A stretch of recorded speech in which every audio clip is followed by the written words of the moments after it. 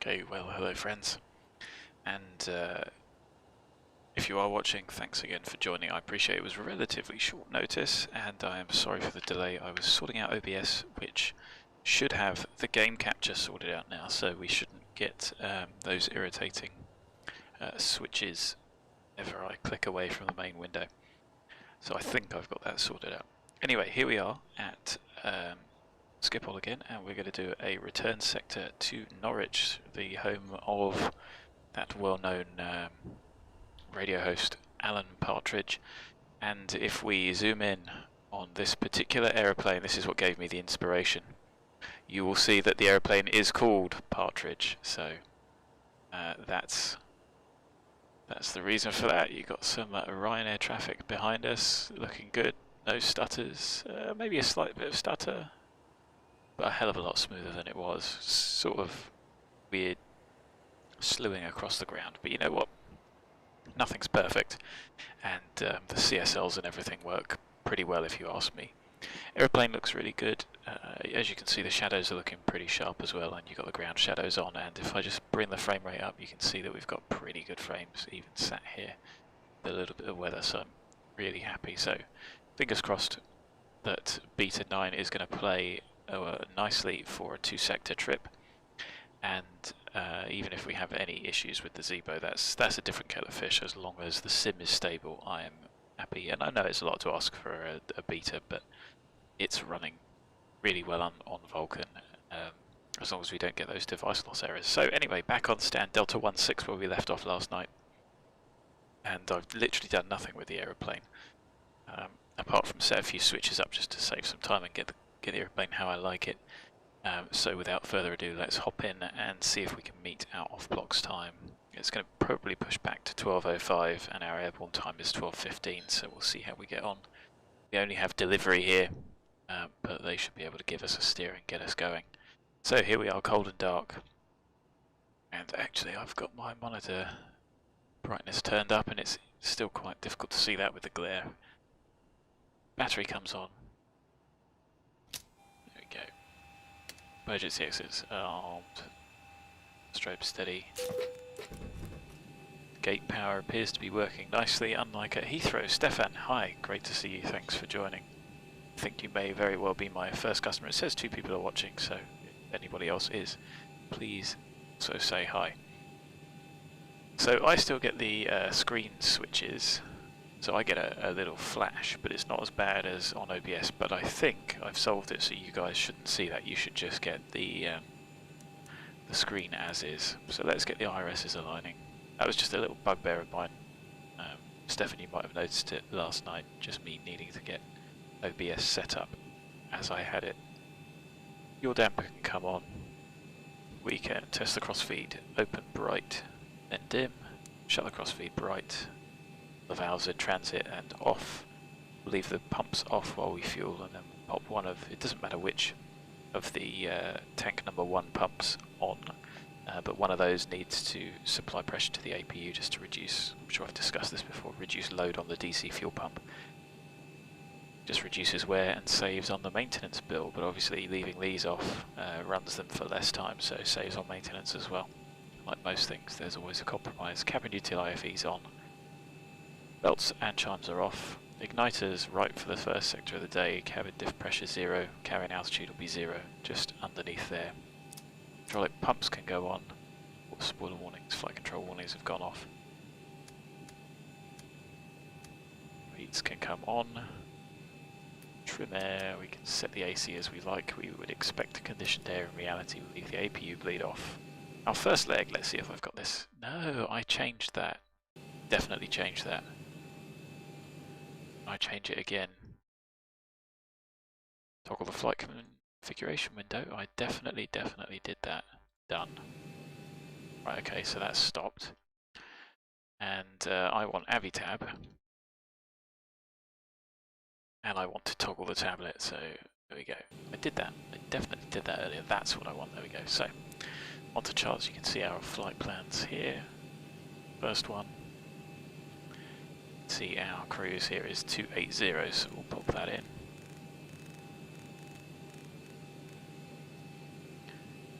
And our destination elevation 117, so we'll call it 100.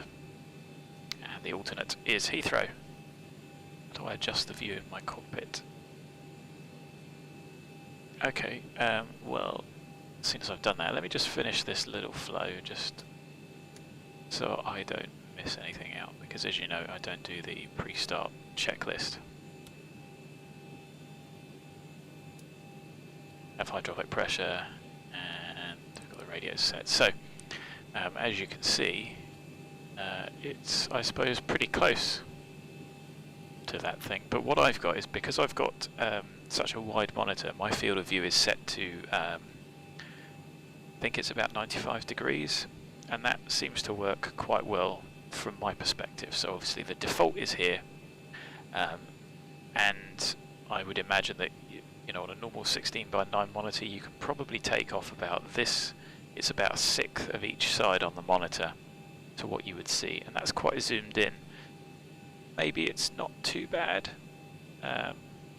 but because I've got that extra field of view, just taking it a little bit further back means that I can do that. But obviously, to get so much in, I'm further forward than you guys would be in 16.9, so that's probably why, just because I've got the slightly different monitor settings. And if I just bring those up for you, you can see the graphics settings there. I won't leave them up for too long, because you can always come back and pause it and have a look, but that's what I've got them set at the moment. So, I hope that answers your question. I'm not sure it gives you the response you were after, but it certainly gives you something. So delivery is 121975. Yeah, so I mean, don't forget you do have to have a wider monitor, and if you've got a 21:9 or bigger, then increase that view and it should do you good. But I think this is a pretty good compromise for me. You can't see as much of the runway, but it's all about what you get used to, like most things. So unfortunately there is no ATIS online. But what we can see is the QNH and the transition level. So departing 24, landing 27, with a QNH of 1024, no, wrong one. Which looks about right, doesn't it? And you can see that that is synced. What I am going to do though is, because I can't get a voice ATIS, no, I tell you what, why don't I do it from here for you?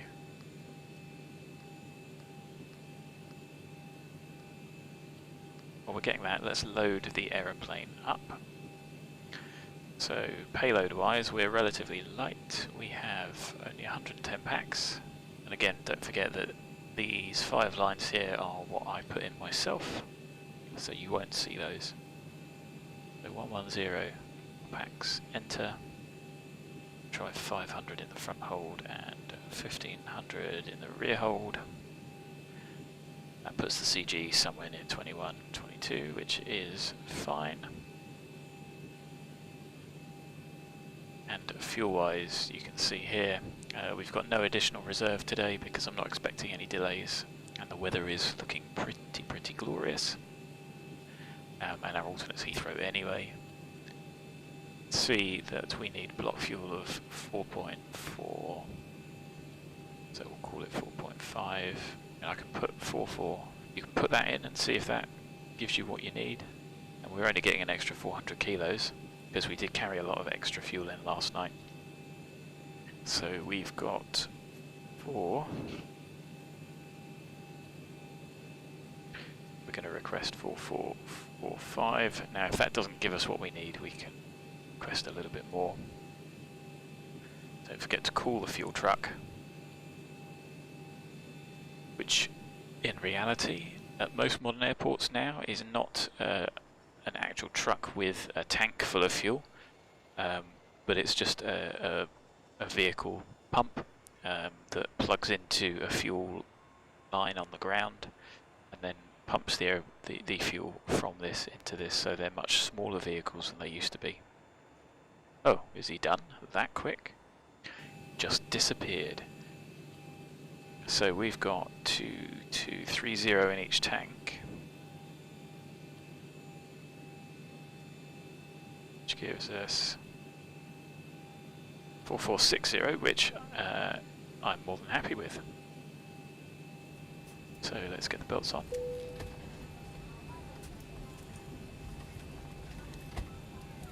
And we can jump into the weather and getting set up. So let's get the weather. And you can confirm this with your phone if you're watching live, should you so wish. It is 11:25 Zulu, so it's a little bit out of date, but I have a feeling if I Google on my tablet,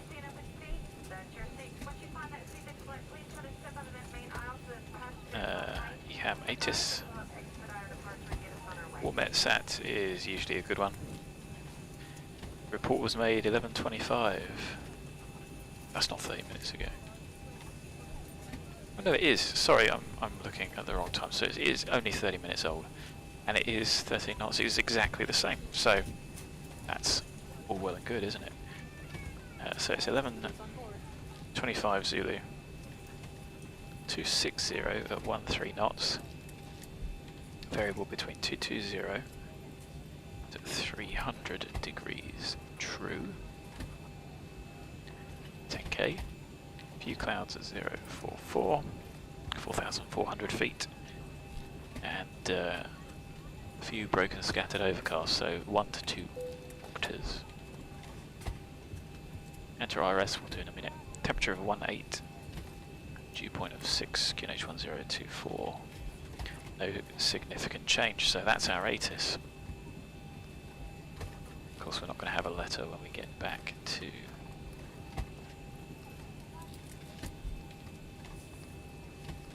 ask for clearance. Anyway, nav data is correct. It expires on the 23rd. Sorry, April the 23rd it was valid. May 20th it expires, so next week. Because it's always released on a Thursday. Hello Entity, good to see you again. Seen you've been busy on the forums. And I certainly saw the comment about getting rid of Sam, which is good. And I have done. I've deleted that plugin, so it's not even in the list anymore. You can see it is gone. Those are the only ones that I've got back in.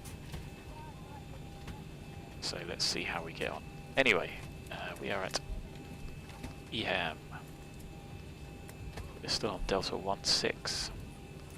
I've not done any route prep or any route study, so this is me coming to it cold, which I wouldn't advise that you do, going somewhere for the first time, somewhere new. I haven't been to Norwich in real life, and well, I haven't been to Norwich Airport in real life. I think I probably have been to Norwich.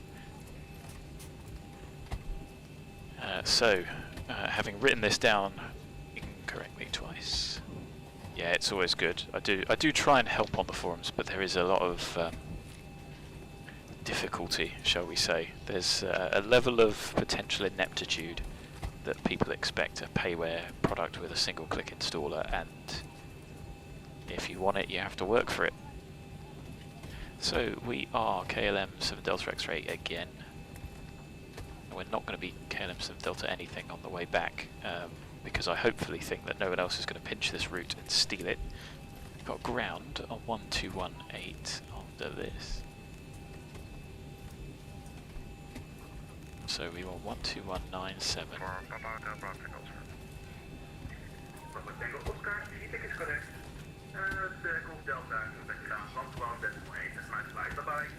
Right, how long is the route to type in? Yeah, I can't be bothered to do that, so let's go Echo Golf Sierra Hotel. Hopefully I've got my folders sorted out. So BERGI Lima 602 Super, Lima 60 SOPEK, Lima 989 to BODSO, and then direct. Now that's interesting. That means that we're going to have to do a little bit of thinking about where we get to, and where we land at Norwich. So happy with that route. Distance wise, 154. We've got a ground distance of 165, which sort of makes sense. Air distance 188 because we haven't put in the departure yet, but that's an order of magnitude that I'm certainly happy with. It's not spectacularly wrong, it's not spectacularly close, and it's not massively far out.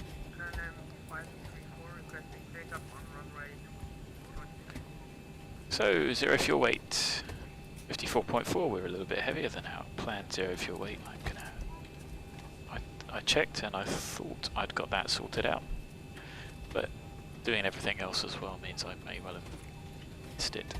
So our trip and taxi might be a little bit more than this, so I'm going to call that 1.9. And our reserves 2.5, round up to 2.6, round up 2.7.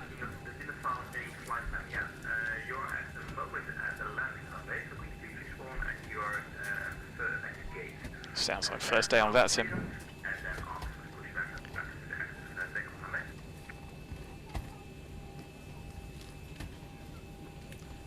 I can put that in without the slash, can't I? Yes. Top climb wind 313. Good afternoon, KLM 2 Papa Lima with the stand wheel 80, requesting airport here to Belfast as filed. Sounds like he's going home. KLM 2 Papa Lima, good afternoon. Your place to Belfast via So, Vulkan departure out of runway 4. Initial climb flight 60, your squawk 6261. let's call up and get clearance. BERGI 1 Sierra, runway 24, initial climb 6000. Wind shear, wind shear, wind shear. Interesting. We'll go to Papa Lima. So let me just get my charts back up. Wind shear, wind shear, wind shear. Anybody else had this issue? Joseph, hello again, good to see you. I'm sure I've seen you before. KLM 1 Big Bravo requesting clearance to Belfast on stand Romeo 8. What is it, Belfast 9? Wind shear, wind shear, wind shear. Good afternoon. Your place to Belfast by the BERGI 1 Sierra departure out of runway 24. Initial climb flight level 60, your squawk 731. Wind shear, wind shear, wind shear. Now, what does the wind shear system come off of? Don't think it comes off anything, does it? GPWS. Wind shear, wind shear, wind shear. Yeah. I mean, it doesn't appear to be any wind. Wind shear, wind shear, wind shear. So we may have to kill, I think, terrain radar. Does that? I'm not sure what does it in the mod. Wind shear, wind shear, wind shear. Does XRAS do it? Like I say, I'm not sure what actually does it. Wind shear, wind shear, wind shear. Because there's nothing here that I can see about wind shear. That's all good fun. Wind shear. I mean, we're not wind registering shear, any wind, but wind then we shear. are. That doesn't register anyway. So maybe with the variability, do I need to have a look in active sky settings? Wind shear, wind shear, wind shear. Right, live weather is on. So if I go into options in here, wind shear oral alert. So that might be coming off of.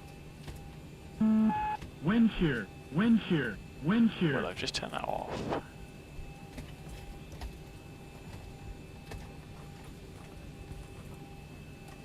If it does it again. The trouble is, do want a wind shear alert, but if we're going to get spurious warnings, we're going to have to turn it off, and nobody's going to die. Nothing harmed but my pride. So that's an active sky issue. So in reality, I think it comes off the GPWS, but wind shear appears to be coming off of active sky. Now, I've only got active sky back to its default settings. I haven't changed anything on there, which I know it can be a bit of an issue. So, yeah. Anyway, I'm just going to shut up and we'll get on with what we're doing. So I've got charts. We think we're going to be going to BERGI. So is that off runway 27? Yes, it is. So that should be the right one. So I might as well just load that chart up.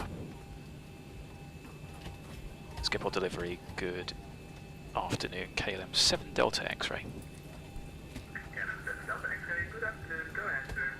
KLM 7 Delta X-ray is a 737-800 stand Delta 16 QNH 1024. Request departure clearance to Norwich, please.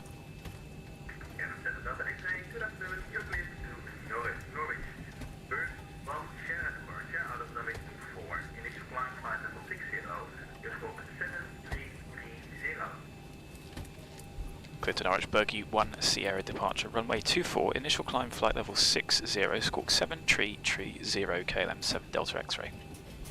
Yeah, 7 Delta X-ray, keeping us correct, report fully ready. Wilco, thank you, KLM 7 Delta X-ray. So I wouldn't put in so many pleasantries in reality, but it's relatively quiet. So 2-4. I've got the wrong chart. Good afternoon. You are cleared to London Gatwick.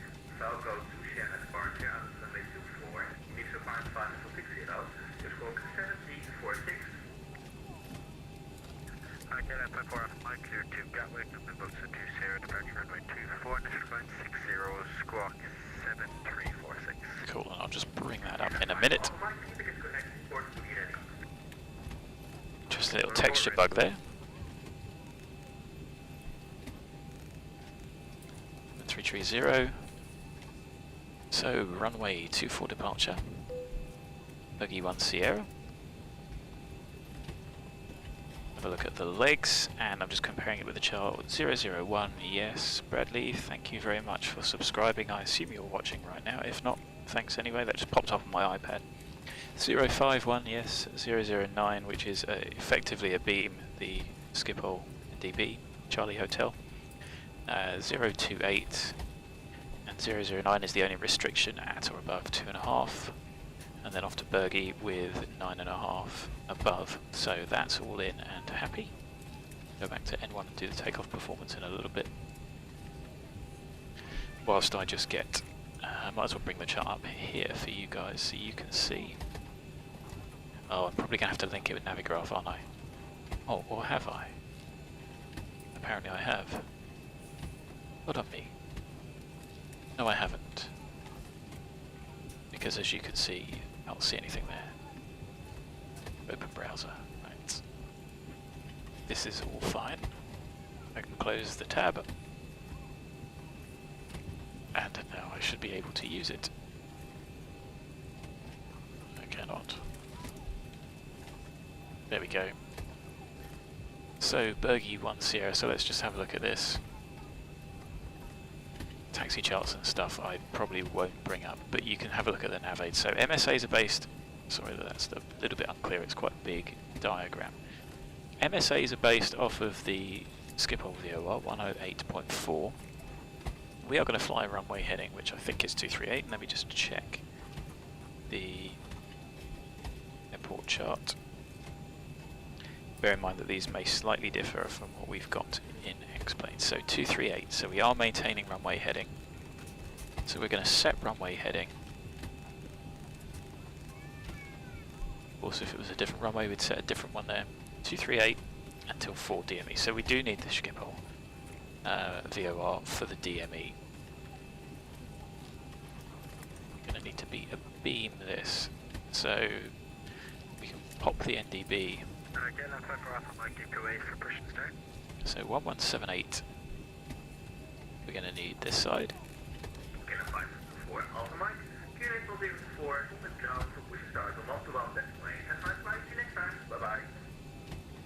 I am going to try is see if we pick up. Right, so as you can see there, it doesn't round up or down. It appears to round down, so I want Schiphol VOR, correction, NDB. There we go, tuned and identified. So it's handy to have it on both. We have got the VOR available there. We're just using it for the DME initially. We're going to be 251 outbound from Campus VOR. So 4 DME, then Schiphol, then we want 329, and then Rotterdam 1104. I think I will put this side. And there's nothing else for that side. It's a little bit of a complex departure if you're having to swap all of these over. So you need that abeam, and then we're going to look for probably 329. We're not going to follow that though, should have gone around the other way. So think about how we take off. Heading select, straight ahead, till 4 DME on the Schiphol VOR, 238, and then we're going to left turn track 224 to then intercept 251 outbound from Pampas, 251 set. We're going to switch to check a beam, although we don't really need to, and then right turn 329 from the Schiphol NDB, and 110 we're going to swap nav1 to Rotterdam 355 outbound for 23 miles, and then you can see 47 miles is where BERGI is outbound from Rotterdam, so that's our departure. So that's why I've got the radios set up that way. If you want to check what's on them, you can see them there. Just have a quick review of that and pause if that didn't quite make sense. But that's going to be our departure, and we've got those nav 8s tuned just to monitor that LNAV will be flying that correctly. And I'm more interested in seeing if LNAV VNAV work, to be honest, than trying to give myself the challenge of flying it. So that's that. We're still a bit late. So takeoff performance. I don't think I can import ACARS data, so we are runway 24. Our planned takeoff weight is 57. I'm going to call it 59 because I think that we are going to be a little bit heavier. And if I go to init-ref, it's our current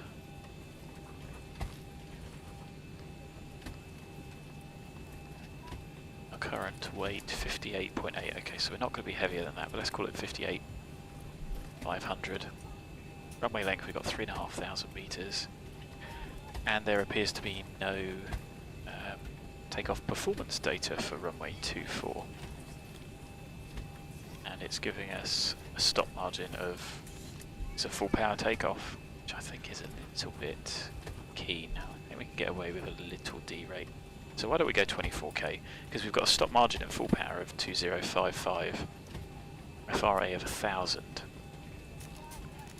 So let's set that before I forget it. Amsterdam delivery, good afternoon, 11338.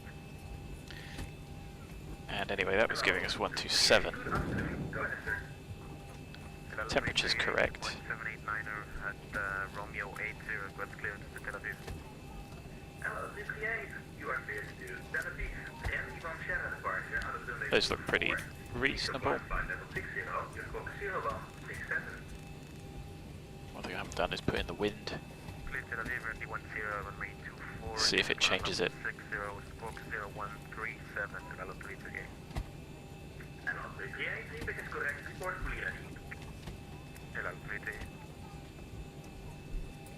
So let's pop the wind in, which was 260. 13, I don't think it's going to make... Nope, no difference. And we can set 5.5 on the trim. Which looks about there. Configs tested, let's get the punters set down. Get the APU on. I guess that's not the KLM announcement set.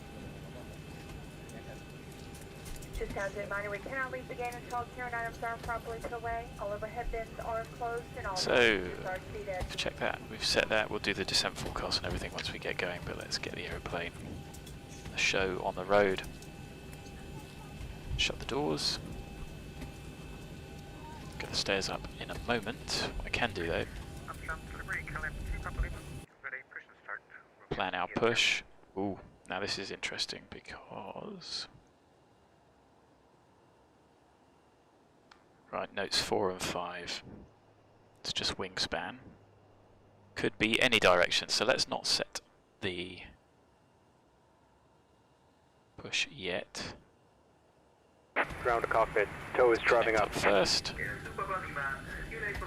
APU's on, leads on. There's our tug.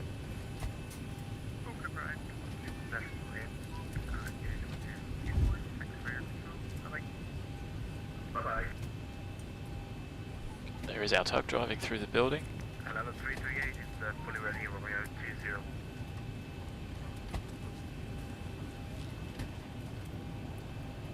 Good, so we are good to go. A little bit late because I've been talking and faffing.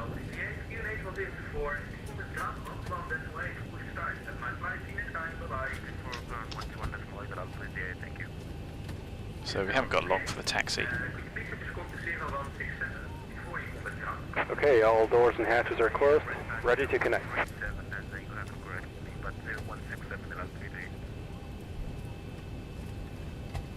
Good. Overhead says we've got duct pressure. So we'll just wait until we have connected up. And I don't know if you guys have watched this before. I don't normally zip outside, but you actually see it grip the wheel, which that's a level of detail that sat in the cockpit you don't normally see, but it's pretty impressive. And I mean, look, it's not perfect, but I mean that's pretty good. And it does actually lift the airplane up, which is quite cool. So we are ready to go.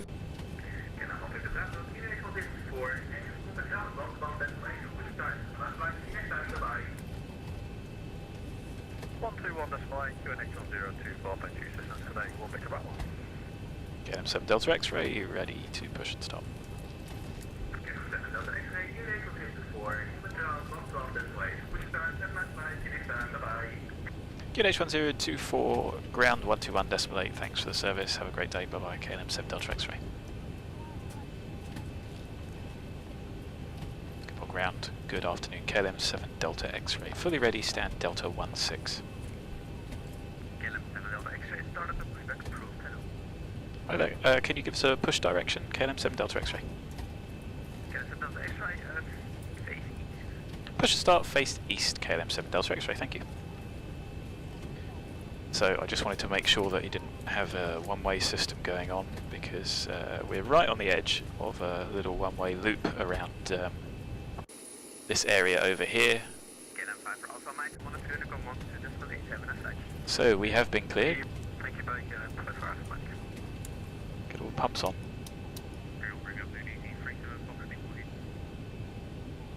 Ground to cockpit. Please show me where you want to go. East is this way.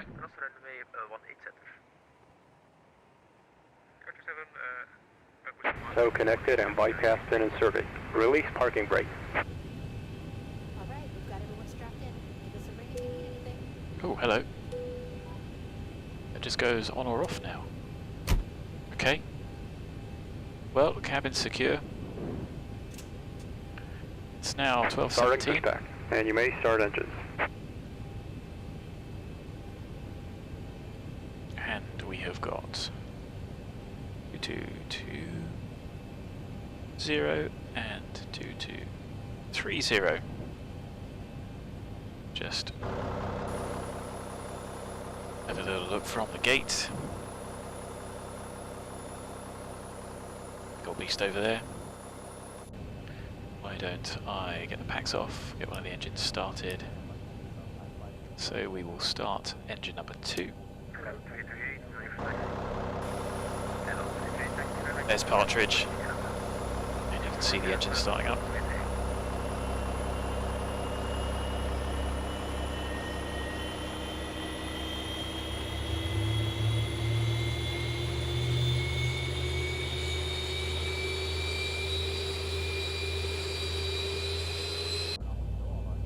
Sounded like it needed a little bit of help. Yeah, it did get to max motoring. I don't know if you guys heard that, but the fact that you can hear it from outside is pretty cool.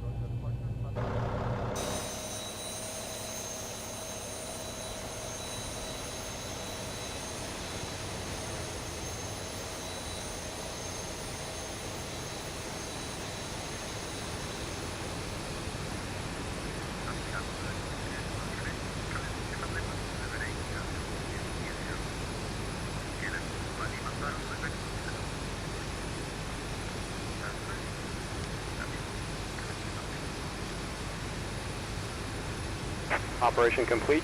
Set parking brake. Set.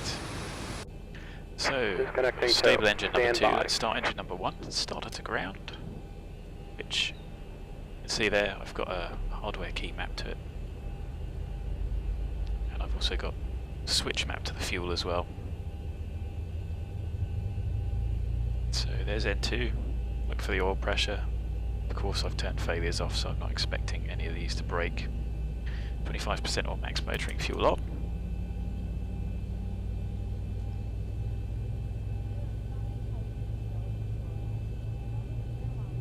So I do wonder if the active sky wind shear warning is maybe just a issue with the beta. We didn't get it last night though, and I haven't changed anything since in relation to active sky, so it's interesting little dip on the N1 there. So it's disconnected and bypass pin has been removed. Hand signal on the left. We'll see you next time and have a safe flight. So 2 stable engines, 2, 4, 6, 3, 0 on each through the first half.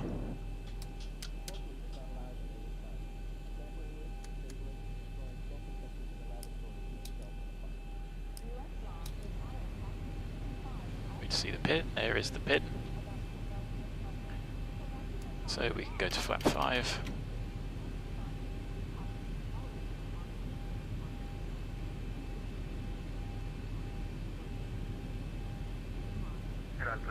approaching 07 ready. Allow 68, monitor uniform 122.8, have a nice flight. 42.8 allowed, okay, thank you, bye-bye. There we go, flap set, flight controls, full forward, full aft, full left, full right, full left rudder, full right rudder. Trim 5.5, 5.5, vehicles checked before taxi. Checklist, generators on, no lights. APU off, not required. Start switches continuous. Anti-ice off, not required. Propeeds are on. Air conditioning, packs auto, bleeds on. Isolation valve auto. Cruise is set. Flap 5 required. 5 set, green light. Stab trim 5.5, 5.5 sets. Start levers, both idle. Flight controls checked, recalls checked, we are ready to taxi. KLM 7 Delta X-ray, beam stand, Delta 16, request taxi. KLM 7 Delta X-ray, taxi runway 24, holding with Sierra 7. Taxi runway 24, Sierra 7, KLM 7 Delta X-ray.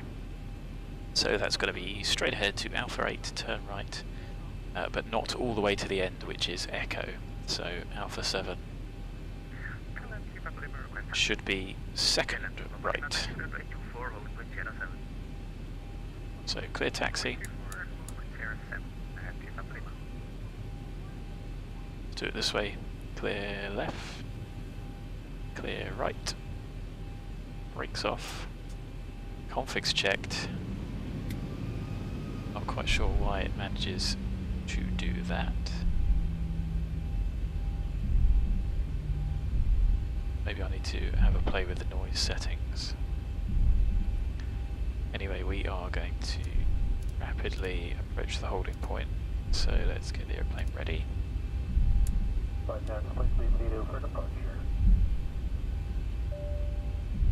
As we said, second right. Okay, the cabin is secured. Have a good flight.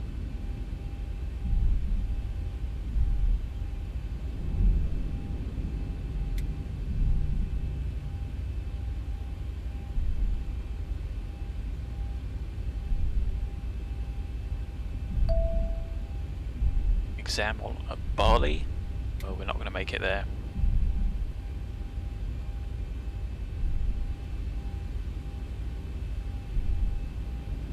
So cunningly, Alpha 8 is Sierra 7, Alpha 7 is Sierra 6, what could possibly go wrong there? So Sierra 7 is over here.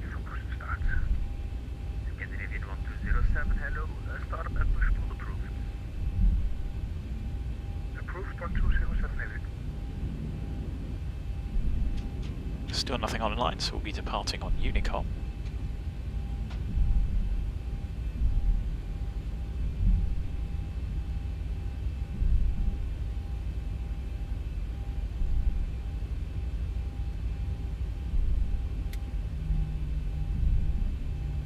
KLM 7 Delta X-ray holding Sierra 7 ready for departure. KLM 7 Delta X-ray, monitor Unicom 122.8, have a nice flight. Vulkan 122.8, thanks for the service, have a great day. See you later, KLM 7 Delta X-ray. Okay, so let's get the transponder on first. There shouldn't be anyone landing on this runway. So must have been picking up one of these guys on the ground. Skip all traffic, KLM 7 Delta X-ray, taxiing position and hold runway 24. Lights. Camera. Action. Approaching 2-4. Oh, I didn't do the overlays, did I? Never mind.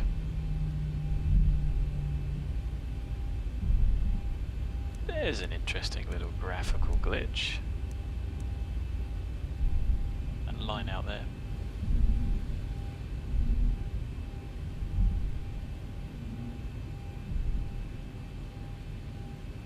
Shame about the flickering On runway shadows. 2-4. That's just an X-plane thing.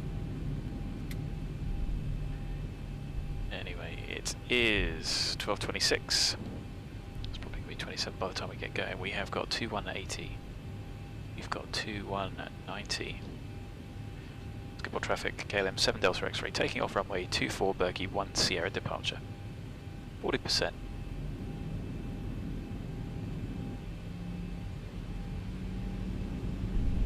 We have just, there it is, hour, toga, time, forward pressure on the control column. See, there is quite a bit of wind. I'd use full rudder there to Traffic. get the aeroplane 80 miles straight. As it becomes more effective you can use less, but I think with the variability you can see the magnitude changing there. V1 rotate. 10 degrees. Positive rate. Through the deadband, gear up. Onto the flight directors. A little bit slow on rotation there. 400. So let's go command A, LNAV. Retracts up. 1000.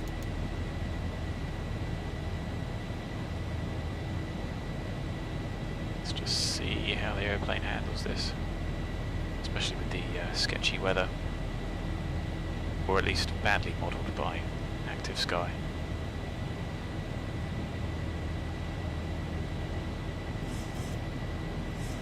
See the speed fluctuating a bit, but seems to be handling it okay. Even with this graphical glitch, we're still heading straight ahead to 4 DME, and then we're looking for a left turn 224.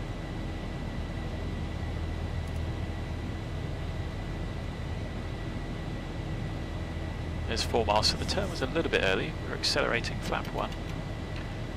Let's give ourselves final cruise. Airplane accelerates, passing flap 1, flap up. 280 set once, twice, 3 times. We'll check that message in a minute. Passing flap up. Flaps are up. No lights. Brake off. And a gear off. Start switches off. I'll do the rest of the checks in a moment.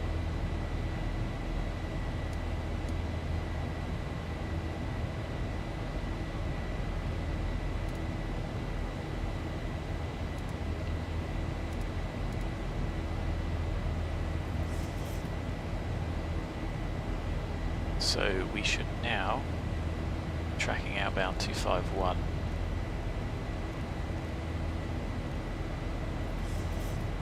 Outbound from the Pampas VOR until we are a beam.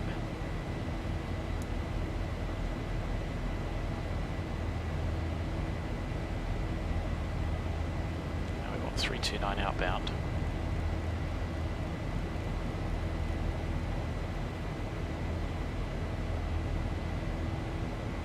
See, there we go. There's the needle going round because the NDB is here. We want 329 outbound from that NDB. Whilst we switch to Rotterdam on nav1, and outbound from that we want 355.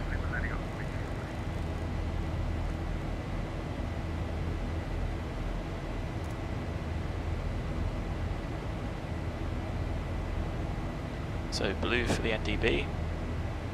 That's what we want to track outbound 329.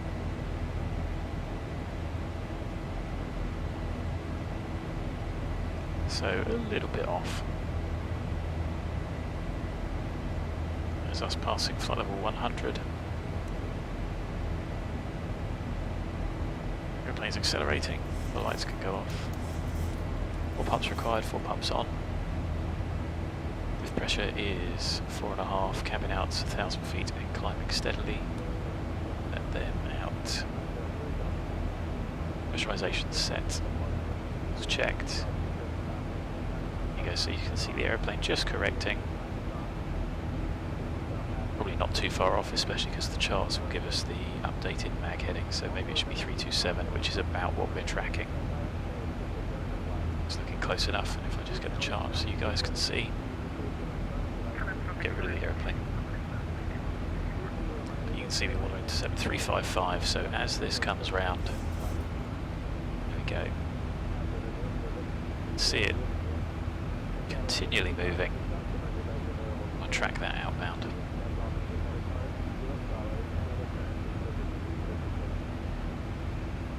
So that would be quite a busy departure to fly if you were having to update and fly and do those manually. Yonaf didn't do a bad job.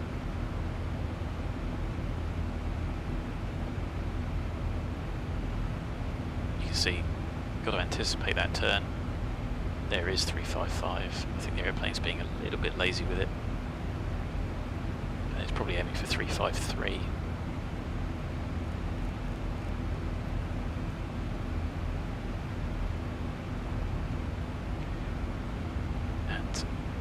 I don't think there's a distance on there, so if you wanted to work out where that point was in relation to the Rotterdam VOR, you'd have to take 24 off of 47.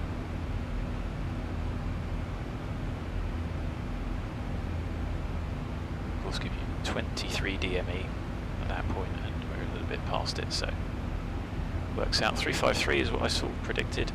You can see we can match heading, track up because we've got wind from the left, so we are it's about 4 or 5 degrees drift there. We are on our way, so we should be able to climb pretty quickly, but you see the top of descent and top of the climb are quite close, so we're going to have to think about our arrival and think about the descent forecast as well. So 1023 was the actual at Norwich.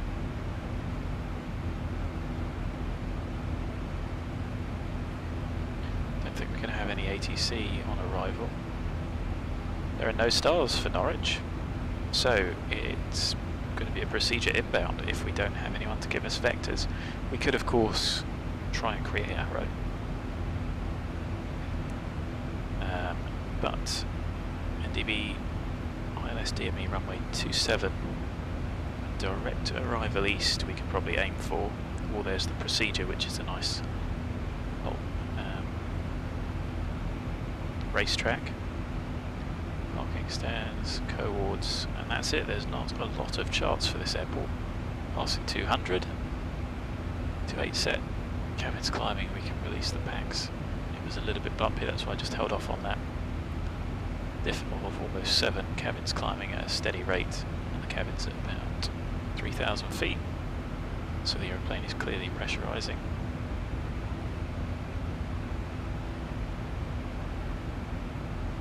There you go, you can see we are coming up 37, we've got about 10 miles to go. That tallies with what we were expecting. So descent forecast, let's clear that message, check our fuel, our reserves from the OFP are 252627. Interestingly, it looks like we're going to arrive with pretty close to the reserves. An eye on that. That could just be the wind because we haven't winded everything, so it may give us inaccurate figures. Let's pop the descent forecast in, so we're up to 280, so all we can do is put in the 200, 150, 100, it's going to be 1023 on arrival, and I have absolutely no idea what the transition level, it varies in Norwich. So it's 5,000 when ATC is open. Okay, I can live with that. Let's assume that ATC is open, because it's one of the ones in the UK that does. The transition level varies depending what's going on. It seemed a little bit jerky then. The displays did anyway. So 5,000 feet with 1023 gives us 060. It's just me looking it up from the traffic manual. 200 is 296 at 34. 150 is 289 at 25. And 100 is 308 at 20. 7 forecast done.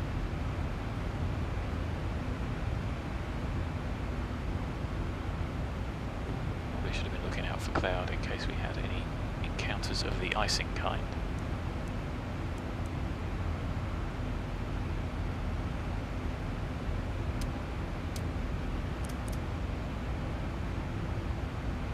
A little bit of cloud surfing. Let's see how the frame rate's holding up. Champion.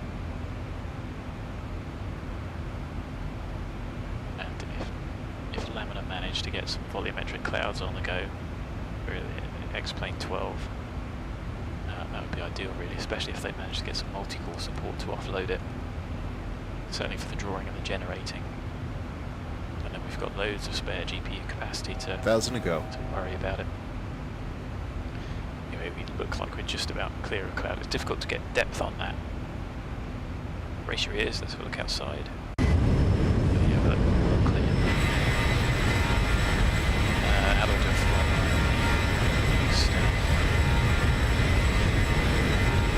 still swap. Yeah, shift 2. Right there.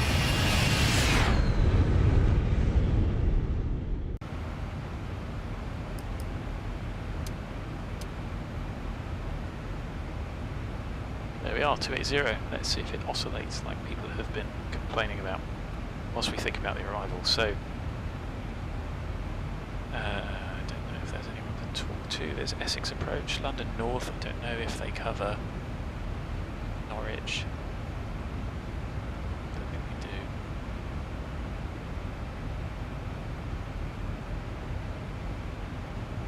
Why don't I get the meters off of here so we can all see it? So Echo Golf Sierra Hotel.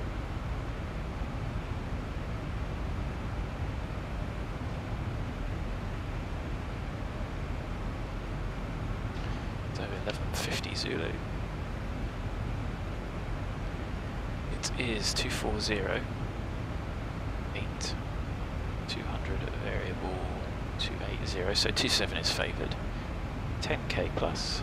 View at 0, 4,800, temperature 18, 2.41023. Good.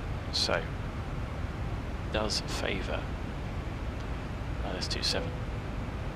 That's from the Norwich NDB, and I think we will just go direct because we're a little bit late. Otherwise, we would go straight overhead, bound, and then it's outbound. Why don't I get the chart up so you guys can see instead of me just talking?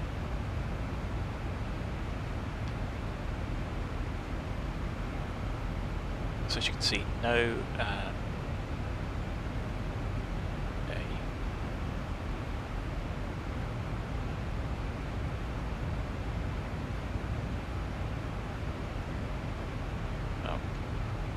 we go, sorry, I was being dense. There we go, so there's no arrival, 0 arrival charts. ILS 27, there's only one ILS, and you can see we can go straight in and enter the hole and come out and do that. Or we could just do the direct arrival from the east, which is what I think we will do. So, CI27, 3, so 4, 6, 8, direct arrival. We're going to have to create that point, which I think we can do, because that's just 10 DME. So, 269, assuming that that matches up, we will simply take the reciprocal of that. which is 089.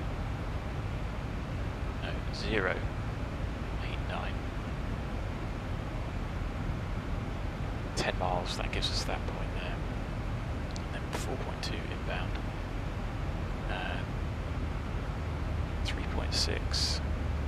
Is that 4? Okay, maybe they don't match up. Anyway, let's put that in. At least we can get the route there.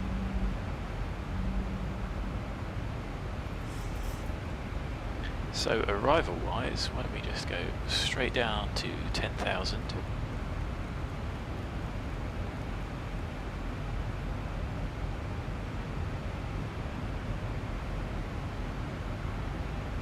So runway 27, 30-mile fixed ring will be useful. 10 miles for flap 1. It's VMC, so a 4-mile fixed ring.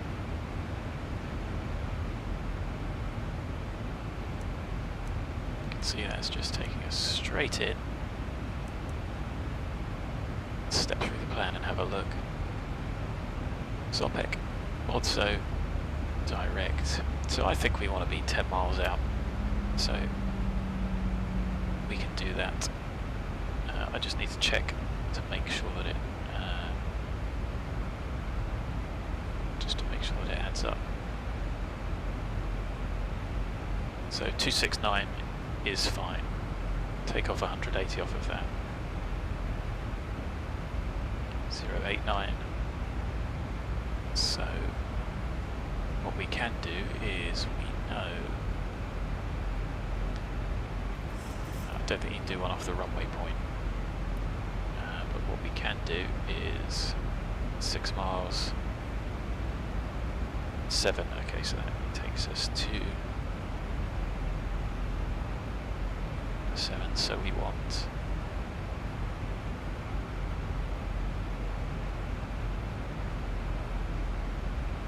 7, so we want another 3 miles. Ooh, .net. That's an interesting issue. Unhandled exception in the application. I don't know how to save that, so that's an X-pilot issue. Just going to close that and hope that it doesn't kill the mod, which is fine. So CI27, 089 for the custom waypoint, 3 miles. And then when we step through that, you should see, there we go, pretty much on the 10-mile fixed ring is where we will intercept, which is not far off what we want from the chart. So, happy with that. 27, is that the platform altitude? 6 miles is the platform altitude. So actually we don't need to be at 2,000 there. I'm happy with the speed. Let's see how VNav figures that one out.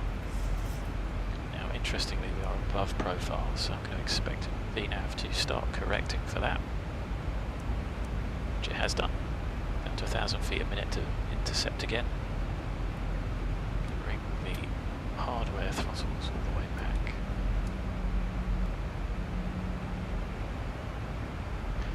And we are expecting to burn 0.4.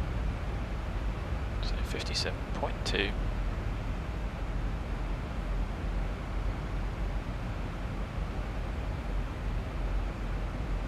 So 2408. 18 degrees. 023. 57.2. We'll see what we get with flap 30. 7 knot headwind, 5 knots added. Interesting, so let's have a look at the runway distance. 1841 meters, 6,000 foot runway. So maybe it is going to be a flap 40. And I mean, I think we want to be rolling at the end anyway, not actually rolling over the end. But if we can give ourselves a little extra margin, is that worth it? Or do we go max auto brake? Let's go flap 30. Max auto brake instead.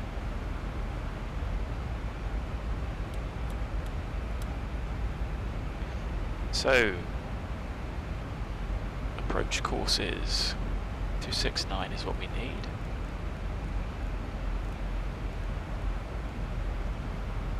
So we can set 269 aside as well. On the 09.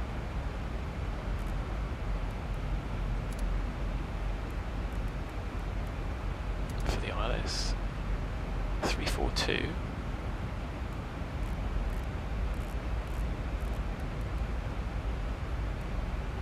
The NDB.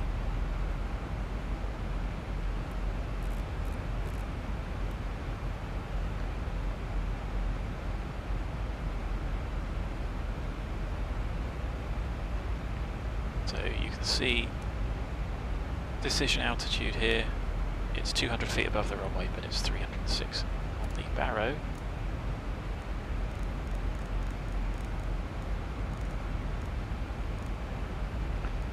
.06 we have, and if the glide slope was out, it'd be 460, which is still more than adequate for what we need today. The weather that is prevailing. Nobody has asked us to contact them, so we could be well and truly on our own. And so our approach brief is we are going to come direct in, and we're going to be at whatever height the airplane wants us to be, in fairness.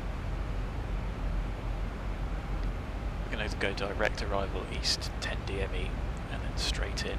As you can see, the platform out there 2000, I don't really think we need it, where we can just do it straight in all the way. 269, so from the briefing strip, 1109 ILS, that asterisk there means it is not left on 24 hours a day, so you can't rely on it to be available 24 hours a day if you wanted to use procedure, or if you wanted to use it as a letdown. 1109, 1109. 269 on both courses. At 1430 for DME we should be, and 306 is set. It said we were going to go flat 30. Water brake max, and we've got that tune programmed. That is effectively our approach brief done. Airport wires, let's have a look at the airport. And let's have a look at the parking stands. I have no idea where we're going to park. It's going to be down here, isn't it? Which is here. So we can taxi along these. Are there any restrictions on span?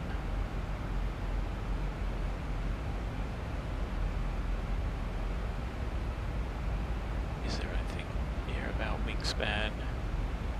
Maybe we want... actually Delta would be ideal, so if we can vacate anywhere here and come back that way, ground movement. Taxiway Charlie only for code Delta, yeah that's fine, that's not us. I mean you could obviously backtrack, do a right turn. Doesn't seem like there's any span restrictions. 73 has obviously got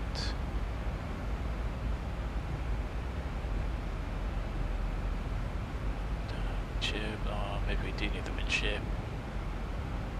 Okay, well I can't see any restrictions there, so we'll aim for Delta, but we can go to Charlie if we absolutely need to. That'll be Norwich. Anyway, I'm probably not going to bring those charts up again. We can. Pack secure, cabin is depressurizing, pumps are all on. It's checked. See, there's 30 miles. We should be roughly 10,000 feet. Of course at 250 knots.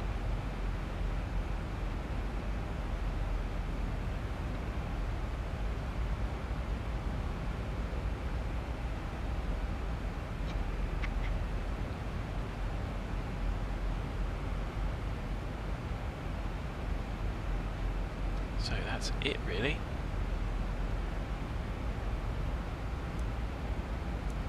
No one to talk to. Manchester's on, Gatwick's on.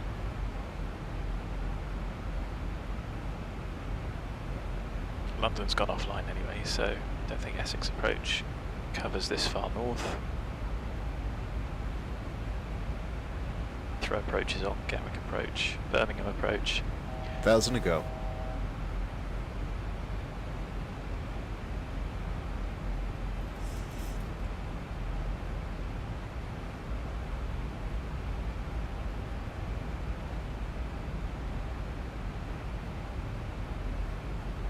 Alright, traffic KLM 7 Delta X-ray is approximately 35 miles to the northeast. Inbound expecting ILS runway 27. Estimated time of arrival 1300 Zulu. So we got 10 minutes. Really short leg.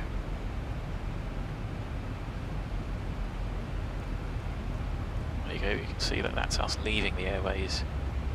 Of course, in reality, we would want to be 1,000 to go.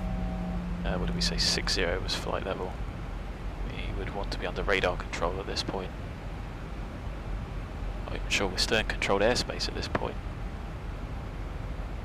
So the MSA is 1600 in our sector, so we're not going to descend below that.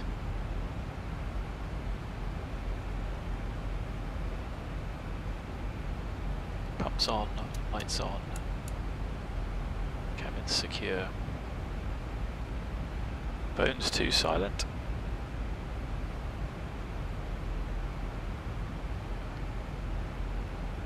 That's looking ortho-y. So the ortho's loaded, which is good.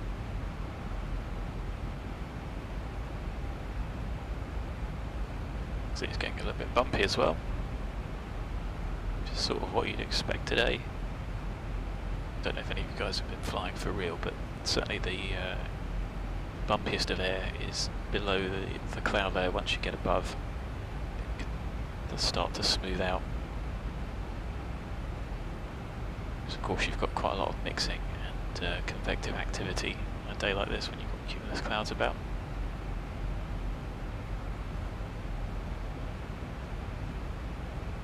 We're sort of pretty solid on the frames. Let's just have a look at the radar, see if there's anybody else around.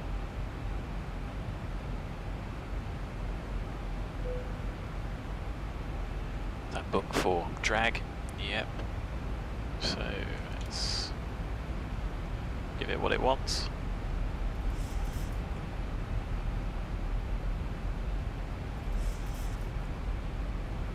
Have a tap on the airport. We're the only arrival, so there shouldn't be anybody else in, but we will make calls on final just in case anybody does pop up.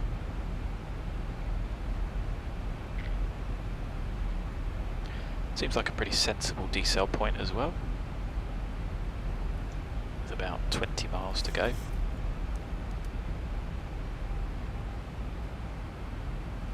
So we're above 10 degrees, don't need the anti-ice. Pop the approach on the standby. Nice and early, 1023 we've got set. 1,000 to go.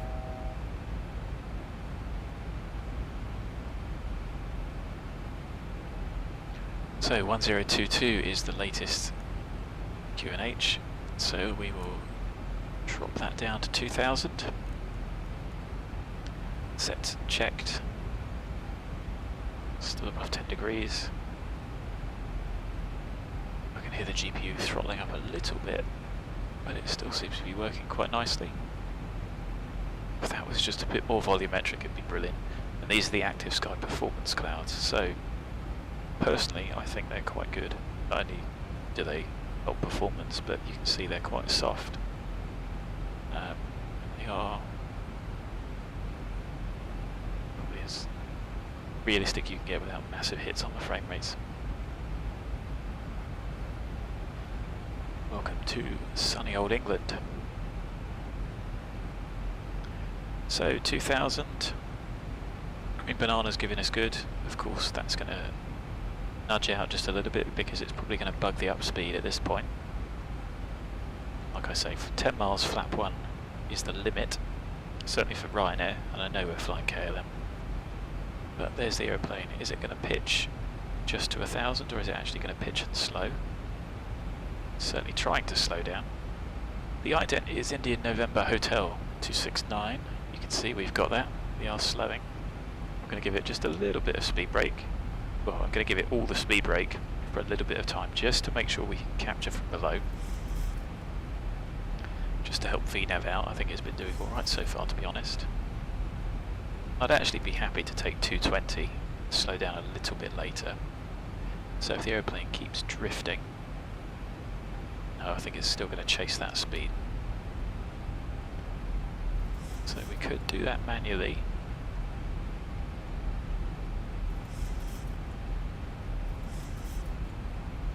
Let's go flap early, but remember we're trying to aim for a continuous descent approach. There we are, descending.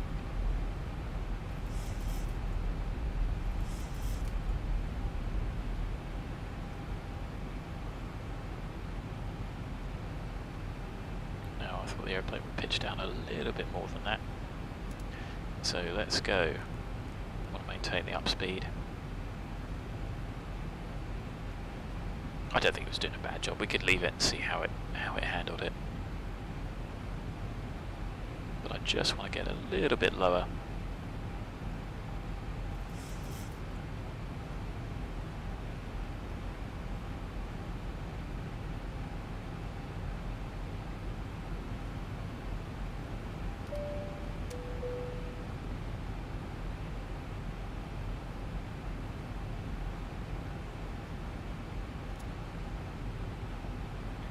So onto vertical speed. Just get 1,000 feet a minute. Just to keep the airplane coming down, we can accept a little bit of an increase in speed. We'll go flap 1, match speed. Add speed brake as required to start bringing it back. So maybe VNAV was doing a better job than I was. See, it is quite difficult to lose that speed if you leave it late.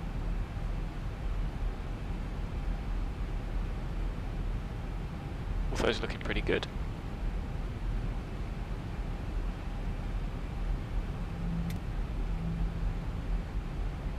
There's the airplane wanting to turn. So we've tuned and identified we're at 10 miles, coming back to the flap 1 speed with speed brake out. I am going to arm the localizer.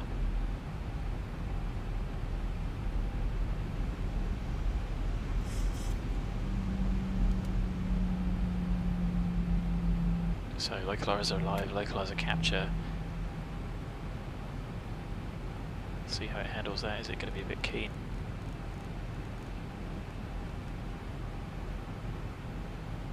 Anyway, we are now 1,000 to within. go. Good arm approach. Missed approach is straight ahead to 1600 and then climb right to the NDB and hold at 2000. So 2000 is still set.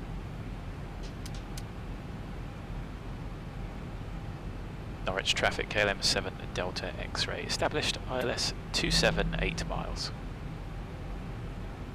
So we can bring the vertical speed 2,500. back.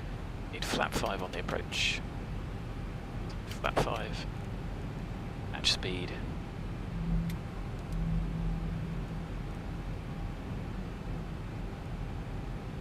Should bring us back nicely. Not the best approach, but not terrible. There is the ILS established. We haven't gone certainly on descending below MSA without being in the right spot. 1430 for DME. Glide slope capture.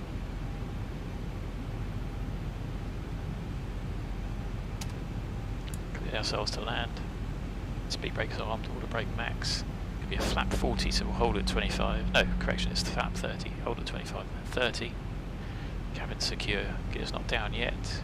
Start switch is continuous. It's checked.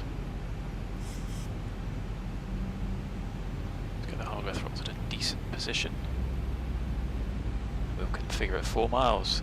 Ortho's looking really good here. Europe's looking pretty good for the forest as well, just to give it a bit of 3 dimensions. Just check that the runway is clear. Certainly can't see anyone. So, gear down, lap 15, match speed.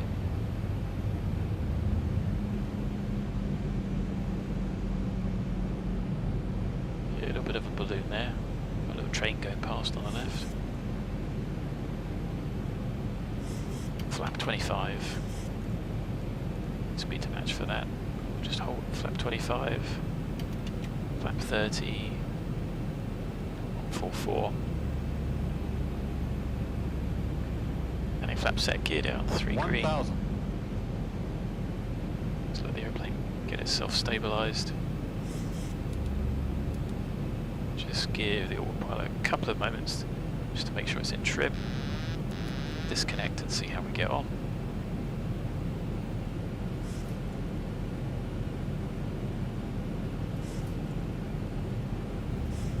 Sure it was in trim. Approaching 27. So a little bit high and a little bit quick. Just increase the rate of descent, trying not to go above 1,000 feet a minute. Because that should be a mandatory go around. It's difficult to do when you're doing it by yourself though. Got pilot monitoring. 500. So didn't think we looked that high, but we are. 400.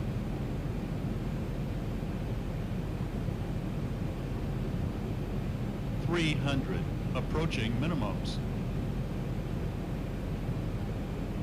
200. Minimums. Continue.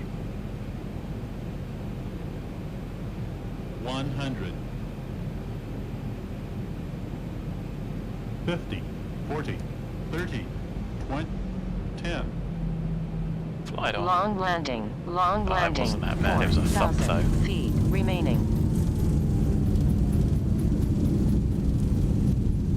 Okay, I think we're assured of stopping manual braking. 80 knots. Reverses to idle. 2,000 remaining. That wasn't ideal, so as you can see, an unstable approach is going to give you not the best landing. We should have technically had a go around because we had 1,050 at one point. I was happy that we were still correcting quite nicely. There's the aeroplane starting to taxi speed. Orange traffic, KLM at 7 Delta X-ray vacated Charlie. Oh no, is it Delta? Whatever. Anyway, that's us on the ground 35 minutes later. Like I say, not the best landing. Certainly not the best approach. But it. Check the landing rate in a moment. See what it differs between Project Fly and VAMSIS. The lights off.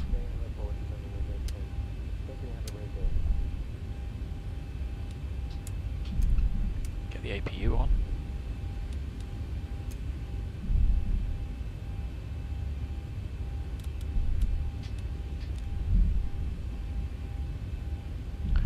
Just got to figure out where to park.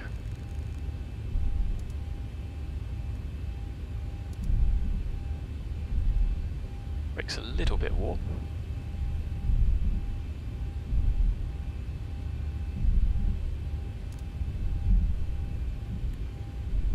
So the terminal's down here on the left. It's on the right hand side, but we've got to turn to the left. Try not to drive into any of these baggage trucks. The airport itself's not looking too bad. So landing rate, the KLM plugin says -311, bit of a thump. It did feel like a bit of a thump. And Project Fly says 323. Again, not ideal, but not terrible. 150 is the aim, bit firm, but it is a short-ish runway.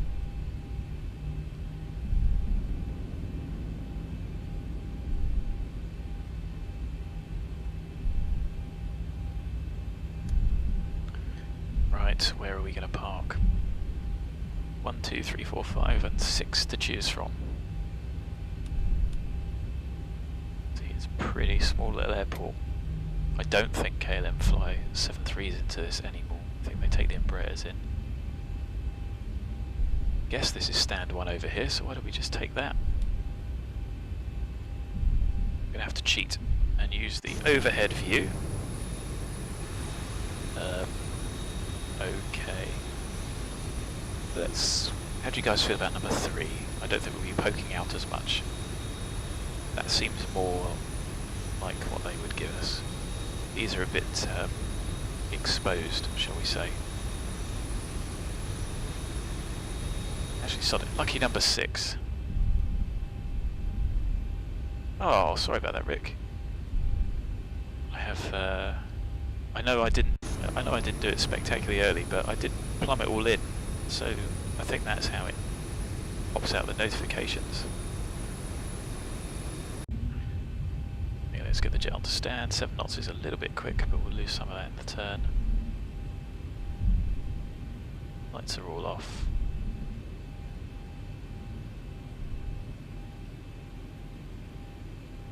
A little bit slow.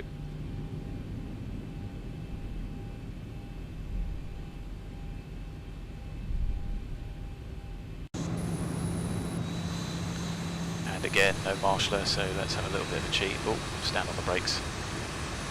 Yeah, if anyone was stood up, that made them fall over. So, transponder standby, we can set 2000. Engine. 2 blue. Get the AC on. 1 red. Engine's dead. 1405. 1305. So actually, I think we were meant to be on stand at 1305, so we made up some time. Yes, we were. So we're bang on time, even though we left 10 minutes late. 2's down. Let the punters out. Ground power's working nicely. Good. Swap these over. And let's get the aeroplane chocked. Let's get the door open. Cargo's not going to change. And let's get the flight ended. So I've got to end it on KLM. Finish. File. Send. Next one is KLM 46 Quebec. I need to end it on project fly. Complete flight. Done.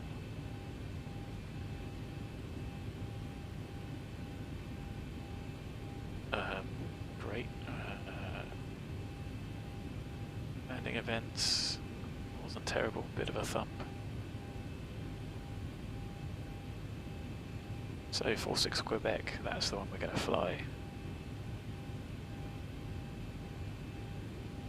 We are going to do the same for this one. So smart cars. We're going to have 148 packs on the way back. Our route is going to be BODSO, MOLIX, yep. So we can start that one, and it is 1307. 39. I think we've got to give it 25 minutes. The KLM. Performance we didn't use, I'll reset that again in a minute. So let's reconnect to VATSIM. R46 Quebec. Ah, I tell you what, I don't think I've filed that, so let's go back to SimBrief. Turnarounds can be such a pain. Dispatch. So I'm just logging into this. I've got a briefing. It's 46 Quebec. The alternate is Rotterdam. Pre-file. VATSIM. Filed. Nobody else has filed it. Connect. Probably take a couple of seconds. No, it didn't. So that's that. That was me. Sorry, refiling that. And we should just load up Active Sky.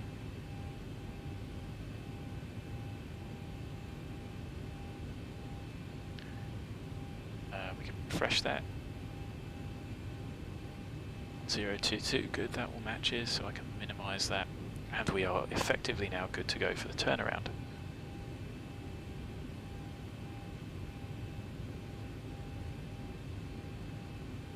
There are a load of people talking on VATSIM. Anyway, welcome. Did I shut down the APU? I don't think I did. Let's just turn that off, save some fuel. So, welcome to very sunny Norwich, expertly parked, despite looking outside and cheating. Just have a little look from a bit further above. It's actually a pretty good rendition for a standard airport. I'm surprised there's so many houses nearby. That okay, ex-Europe hasn't quite got the 3D objects for it, but it's not bad, is it? It's right by the city centre as well. I think it's not a bad attempt for the default airport, so whoever made this one is pretty good. You can tell it's an old Royal Air Force airfield because it's got these dispersal spectacles. Anything else? Clearly a road that runs around the side of it. Anyway, it is what it is. Cool. So let's reset these. We've already swapped that over, we are on ground power. Could be clearing the aeroplane out. To do on the overhead, I've reset the squawk.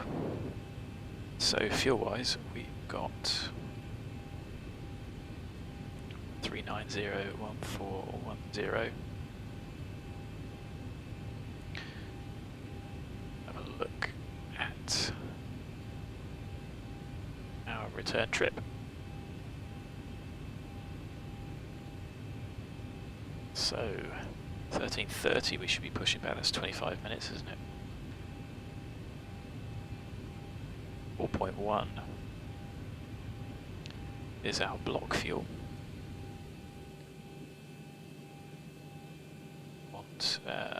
There's clearly more people wanting to get out of Norwich than there is to come to it.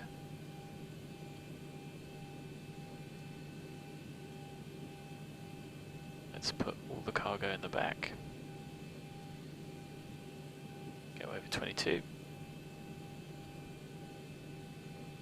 And let's request. Let's request 4.1 and see what we get. So we got 2798. This is just me scribbling it down. Great landing from Zibo. Thanks, Zibo. Like I said, for you guys, I should have been that approach, but I was happy. It was severe cav okay. Nice weather. We could get away with just squeezing it out a little bit.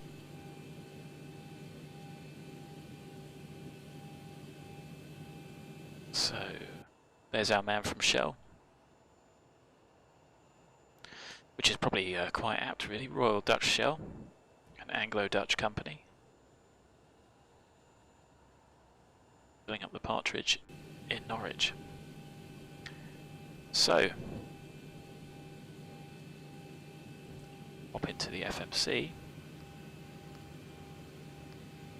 What I'm not going to do is I'm not going to reset it. I know that you can, but I'm pretty sure I read in the README that it was being reset on landing now.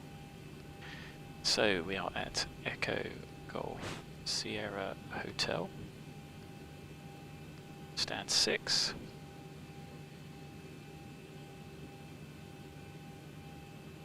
Don't need to do anything. I mean, you could quick align. I still don't know if that's modelled or not. Oh, going back to Schiphol. vKLM 46 Quebec. I am going to type this in this time, because as you saw, the route is very short. So we are going to BODSO, and it's Lima 17, a low airway, to MOLIX. I may go myself a coffee and have a little bit of cake, if that's not going to delay us too much. Our zero fuel is 57.6, so we're 1.6 tons heavier. I need to sort that out. Now, performance-wise, weight change up is going to give us an extra 17 kilos of fuel, so it's not really worth adding the extra on. That will be eaten up by contingency anyway.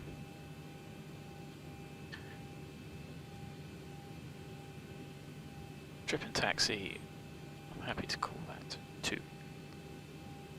Reserves 2096, round up 2.1, round up again 2.2.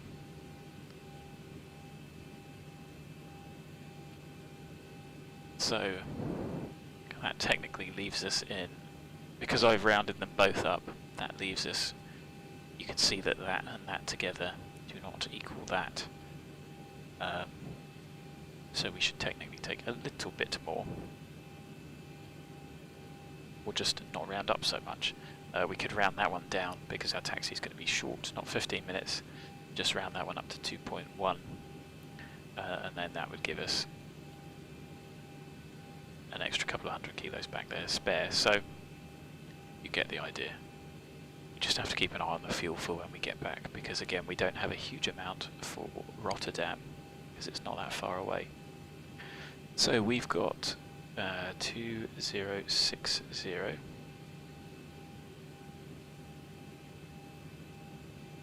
gives us 4120, so we've got an extra 11 kilos on top, which is more than, slightly more than we asked for. Cost index of 15210 is our cruise. So let's set that up here.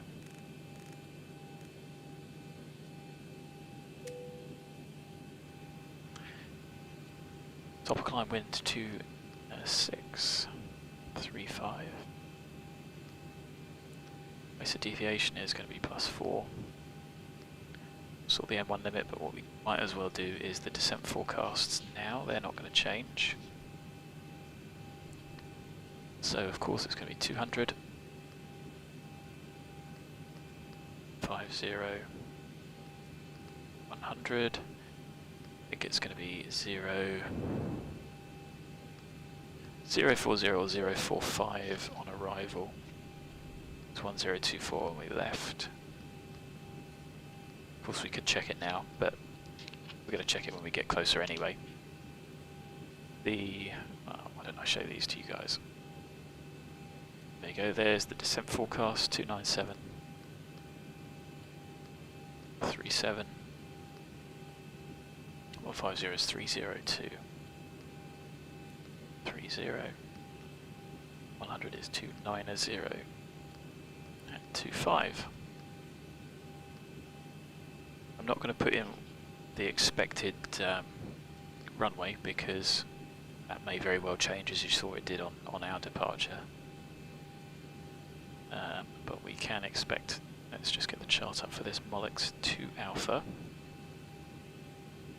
Just see how many there are. There is only one, and that's effectively the same as Redford. That's going to get us to Sugol.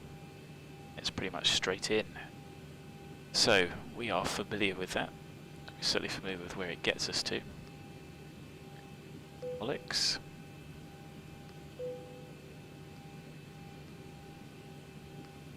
Sure that's going to be true. Are there any discontinuities? Maybe. Right, well 210 is 230 below. So why don't we set on here 210 below? I don't think it should give you that error. There you go, that's fixed it. So I'm not sure if that's a bug or not. I don't have a type rating. But obviously 210 is below 230. But I've noticed that a couple of times with the lower flight levels when we've done these short sectors, that it doesn't quite like that. So, let's fix that problem. We're only going to burn 1 ton of fuel. Believe that when I see it. One thing we didn't check was how much fuel we used getting here, 1.64.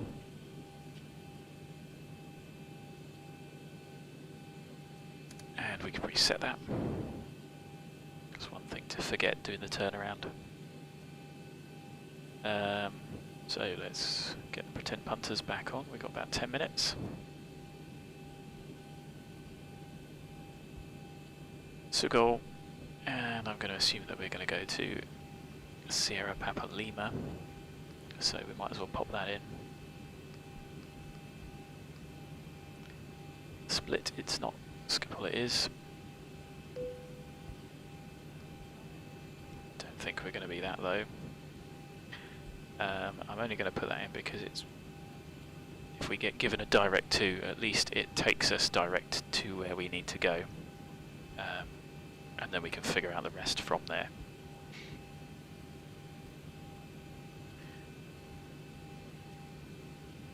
Now I'm going to imagine transition altitude is 3000. Going to want to be above that, so it should be 40. So, why don't we say something?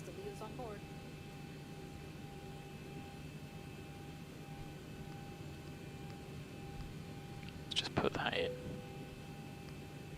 Not that it really matters, and then we can sort the arrival out when we get a bit closer and figure out what's going on.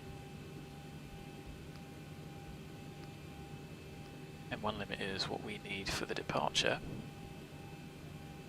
So, we should be able to get that from SUPUR. I think we're going to be So we're 61.7 at the moment.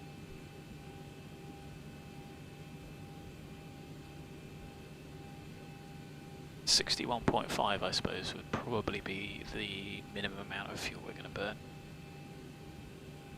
So let's put that in. It's going to be 2.7 again. Get the VATSIM weather, and this is just me doing the performance calculations. And we do have the data for Norwich, surprisingly. Minimum flap is 1200.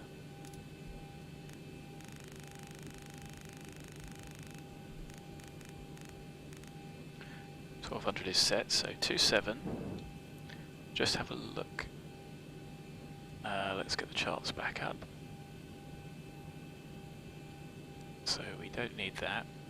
Do need is nothing for the departures. So noise abatement and radar is what we'll have to have a look at. So is there anything? Battery here.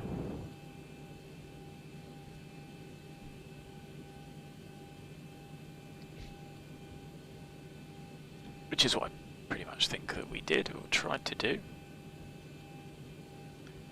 Steeply as minimum engine noise settings allow. Straight ahead to 1,000 feet above the aerodrome, I think.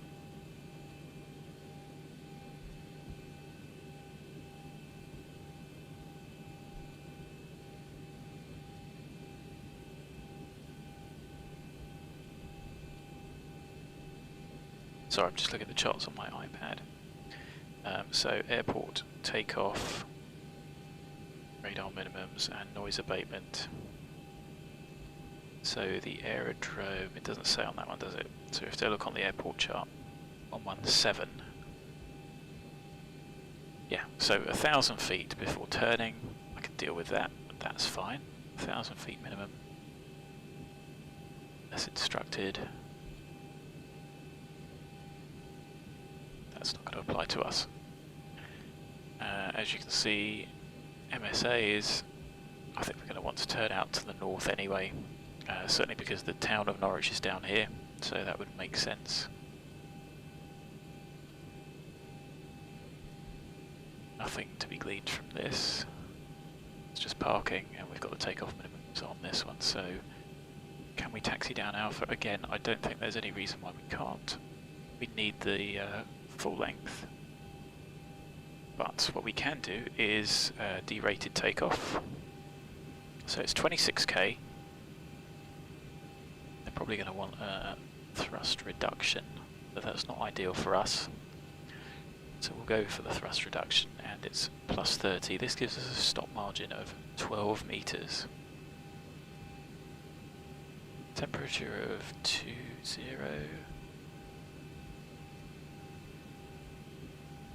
8.6. Now I wonder if I give that 3.1. Well, that does come up. So it's not really any different.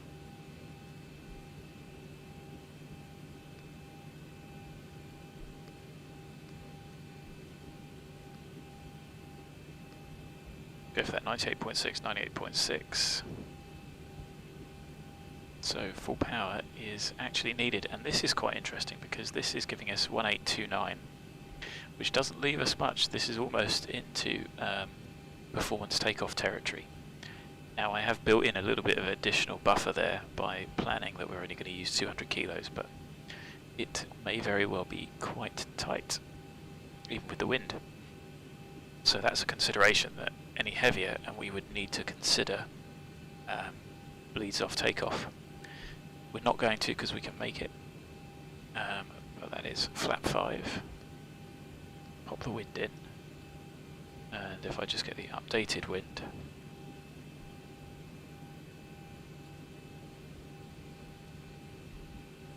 oh okay, maybe Xpilot is not working. Let me just kill it, and let me just see if I can load it again.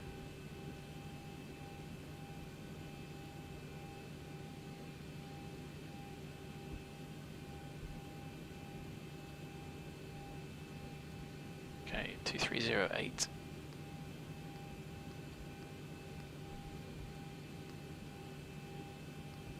go minimum height thrust reduction, and we're probably not going to have completed the turn at 1500, but we want to accelerate by then. V speeds 131, 133, 144, that matches. And trim set to 544. And will give us initial altitude of 5,000 feet. So runway heading is 269. And again then I think what we're going to do is depart and head on our merry way. There is the NDB. NDB's here. So we could create our own waypoint. I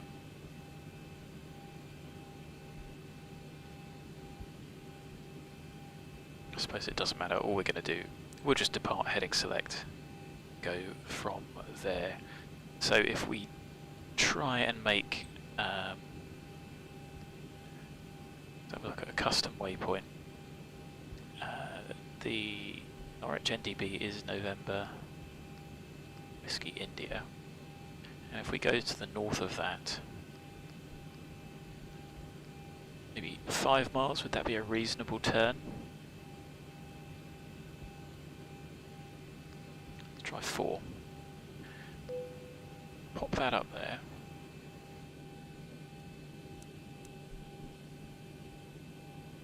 Two 7's are going to take us out that way, and then we'll do a right turn to the north, try and intercept that point. So that seems pretty reasonable, rather than try and make a point up here and estimate how high we're going to be.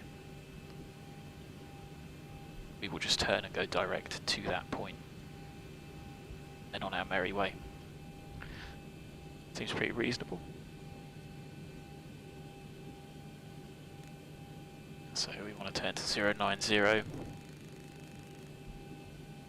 Do we 269? 089, something like that will do us. There is the NDB tuned. That's us good. Get takeoff on here. It's on there.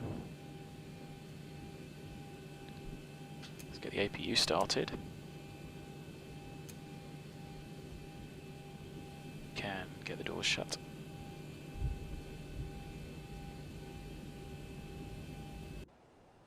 Plan our pushback. So I think we're going to taxi along Alpha all the way to the end, because there is nothing that says that we can't.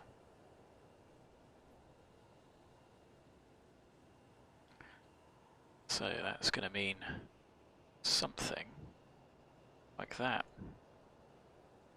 Ground to cockpit. Plan acknowledged. Call me through the menu when you are ready.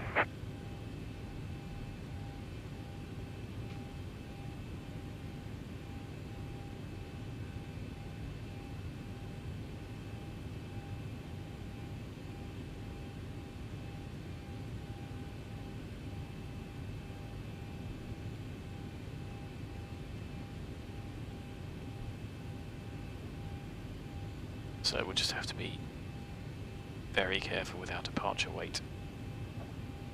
Cool. So I appreciate I rattled through that pretty quickly, guys.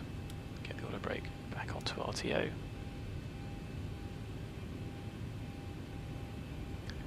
There is the APU online.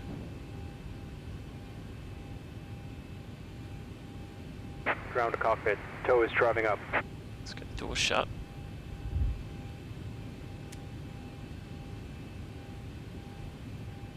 Once he's hitched, we will call up traffic and say that we're on our way. It's looking pretty good, isn't it? Could almost be a picture.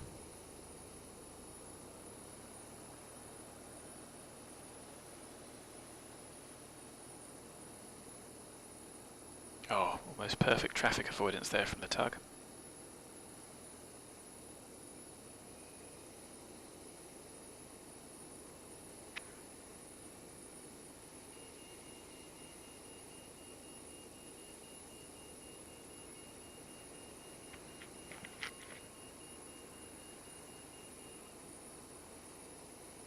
Okay, all doors and hatches are closed.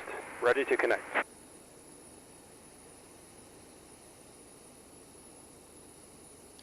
So, just while I'm thinking about it, load up skip all charts.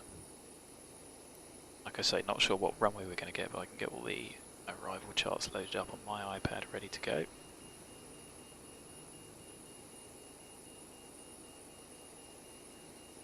With any luck, we should be going back to roughly where we were anyway.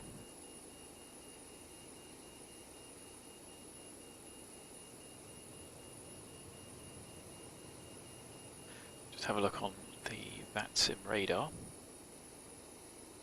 Tow connected and bypass pin inserted. Release parking brake. Now, let me...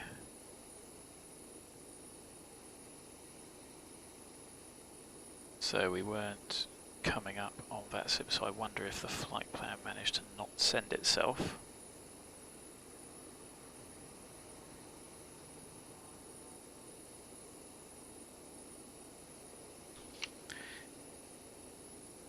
Anyway, it is a little bit after 13:30. Got 20502060 Norwich traffic. KLM 46 Quebec, push and start, stand 6.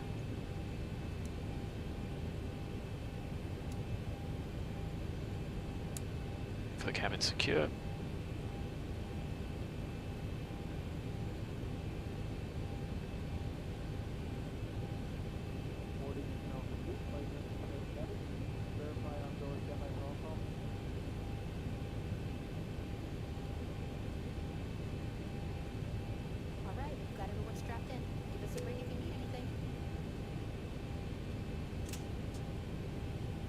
Starting pushback, and you may start engines. There's the push at 13:33. It is a short push, so get the packs off. Start engine number 2.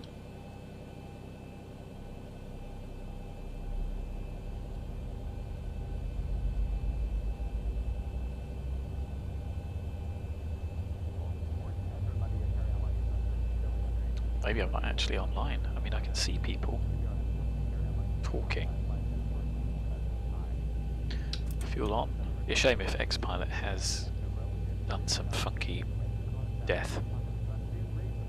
Like I say, I don't think you guys could see the message as we were coming in, but there was a C redist issue. But it referenced X-Pilot rather than anything else.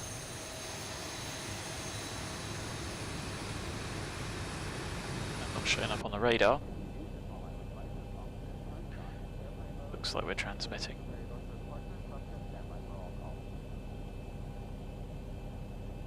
Any available traffic? KLM 46 Quebec, radio check.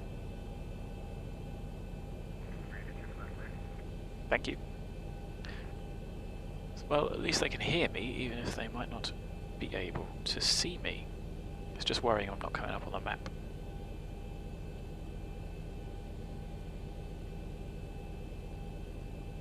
Anyway, maybe I did start the engine a little bit early.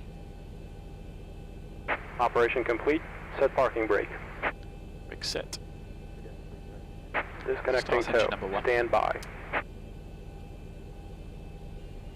Just zoom in so you guys can see.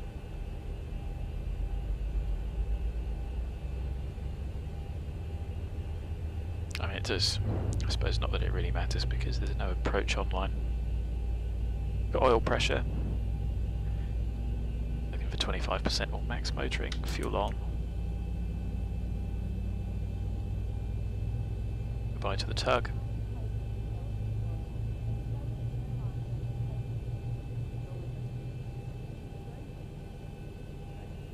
So it should be 43 minutes flight time back. That's the forecast anyway. Could be spectacularly wrong though.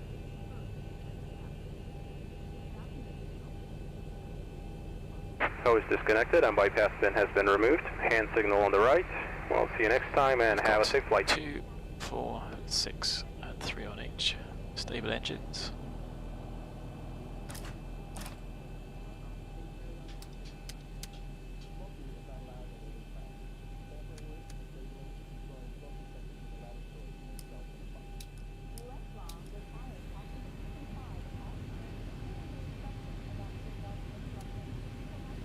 There's the pin. Flap 5.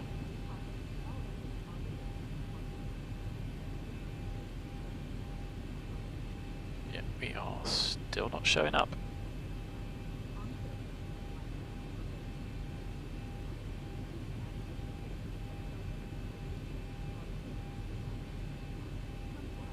So we're good for audio, but maybe not pushing the data over. Flying controls, full forward, full aft, full left, full right, full left rudder, full right rudder.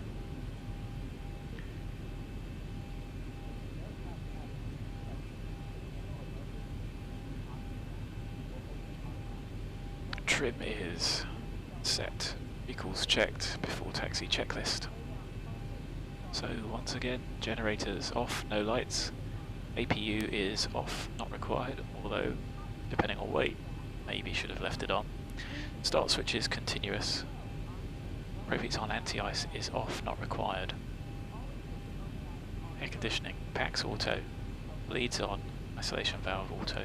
Cruise is set. It really should be on here. Flap. 5 required.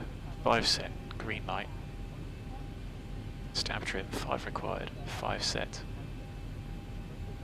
Start levers, both on. Flight controls checked.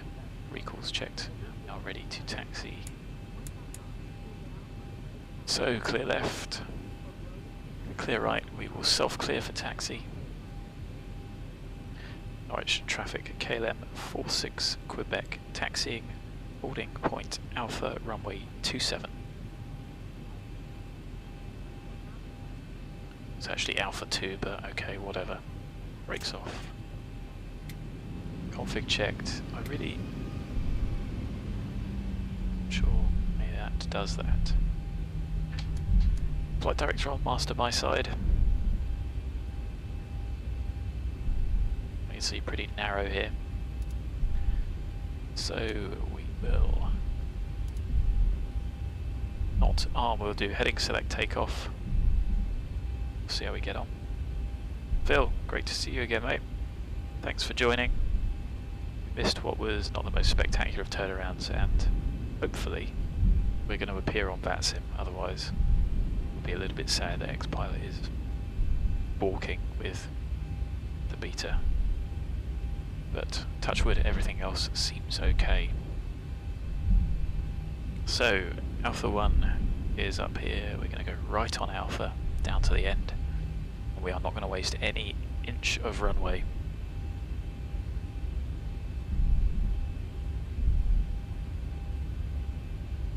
I think it's not too bad. I think most airports appear to need a bit of an overlay. But obviously Ortho gives you this pretty crappy ground texture.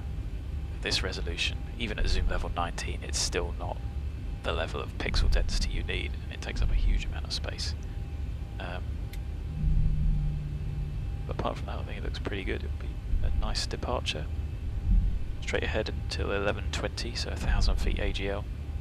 Well, above aerodrome level anyway, 1,000 feet before turning. It's not a 90-degree turn, so we can be a little bit cheeky quick. Looks like it's a little bit uphill. So just a squeeze of power. Cool, okay, thanks mate. Well, that's good to know because I've got VATScope and I am not showing up on that. So I did think it was going to be game over for me. When worst comes to the worst, we'll just disconnect and it's a bit of a shame, but never mind. As long as the sim runs. It's more what I'm concerned about. Somebody's inbound to Exeter, somebody's got an open mic. Oh, the joys of VATSIM. It's good to see the windsock swinging about there. Now what I really want to do is hold here, check our gross weight, because we need to be 61.5. I'm not sure we're going to make 61.6.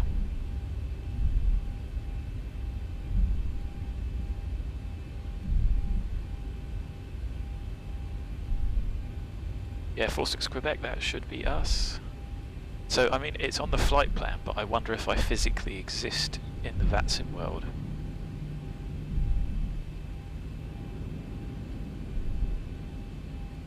Proper narrow taxiways. Like I say, there's nothing on the docks to say that we can't taxi down these, but if we have a look outside, them's narrow.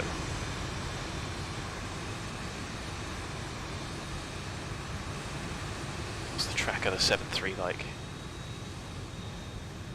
That's perfectly manageable, isn't it? There's loads of tarmac there. There's not, none of those turns were massively tight. It just is quite narrow. There's no obstructions though. Like I say, we could have come down and we could have backtracked along here because code Delta aircraft have to use that. Anyway, 61.6. Just give it a little bit of beans. Burn off some of that fuel. Get the cabin secure. I'm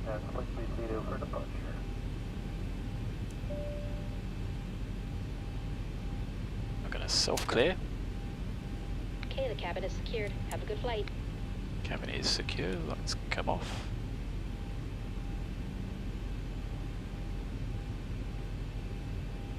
I'll tell you what, why don't we line up and burn the fuel.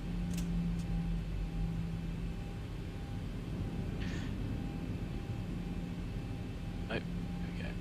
Norwich traffic, KLM 46 Quebec, lining up and holding runway 27.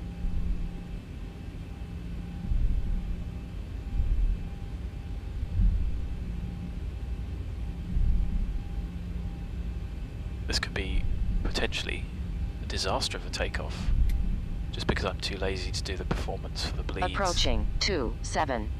Bleeds off takeoff. It's the sort of clearance between those lights. Yeah, it's not great, is it? You could dink them. Good thing I didn't take it any further over. Let's get a hard round on the nose, try not to waste any line up. On runway 27. That'll do us. 61.6. We'll go to full power before rolling. It does update, doesn't it? Calculations were wrong. I thought we would easily burn up the extra fuel. I would ask you guys if you think we should just risk it and see if we can take out some runway lights at the other end, but I have a feeling I know what you'd say.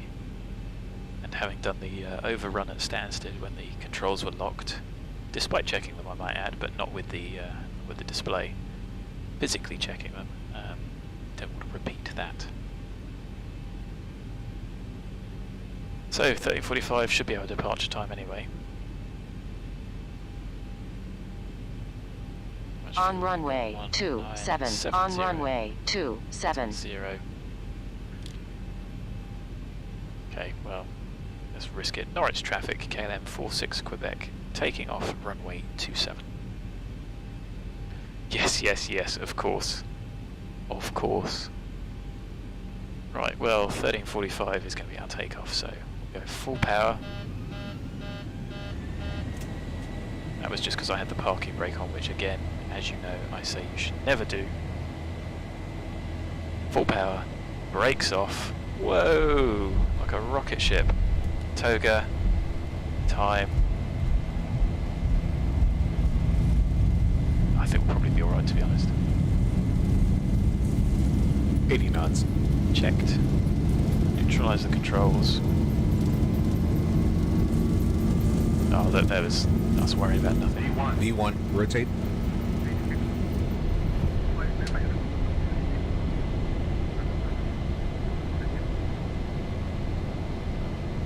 Positive rate, didn't hear, but gear up. 400. So, straight ahead.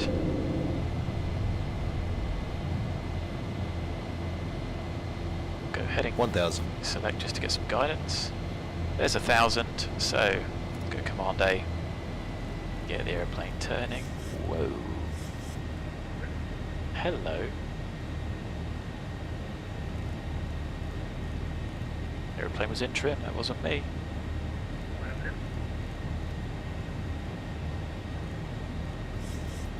So there we go, maybe it does porpoise on the turnaround still.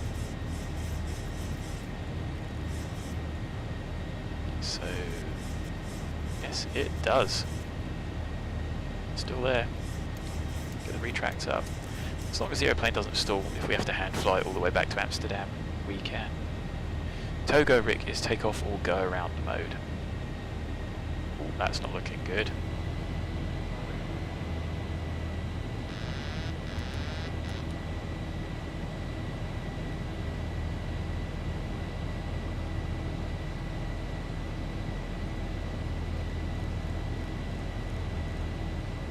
Anyway, just roll the wings level there.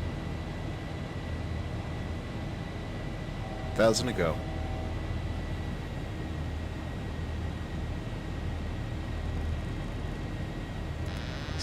We are lap 1. Let's get the airplane. I don't really want to. I don't want to pitch to that.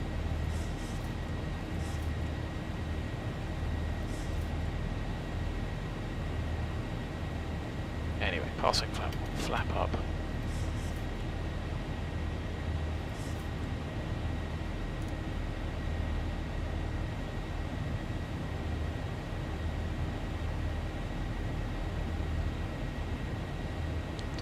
To that either. Anyway, flaps up, no lights. Let's go 250. See, it seems to just be going a little bit low.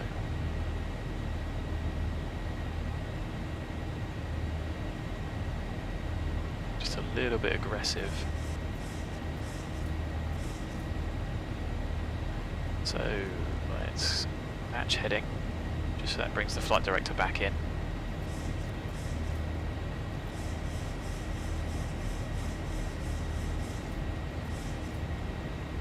Okay, there we go. So, Command A. Auto throttles on. Let's see what it does. Bouncy, bouncy, bouncy.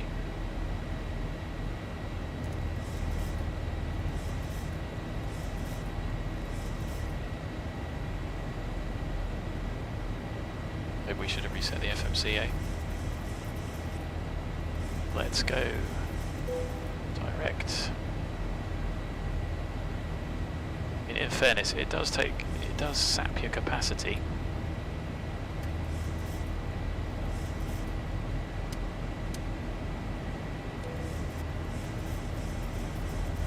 Pumps are on. It's very aggressive.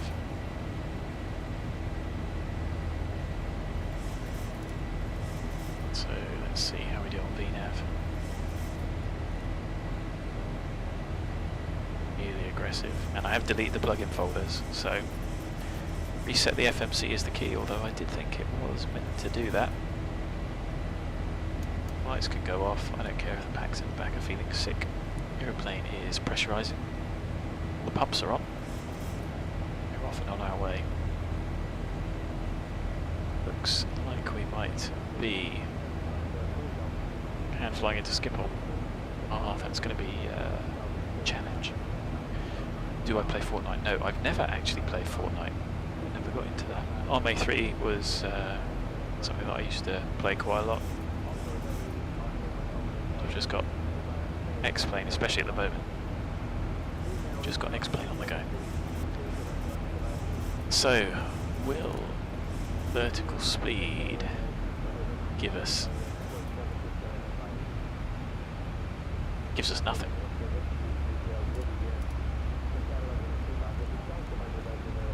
Interesting, isn't it?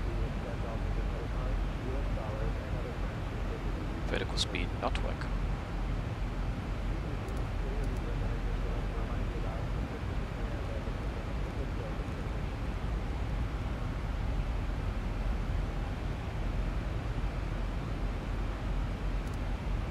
Oh well, back to porpoise level change.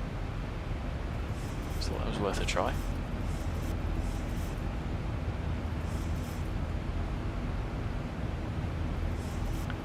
we've got no other mode to control attitude. Ooh. Doesn't go down at any point, does it? But it is all over the place.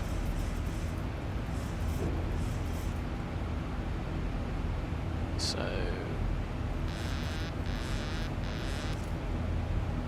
oh no, I'll tell you what. Can we pop in control wheel steering? I want it pitch.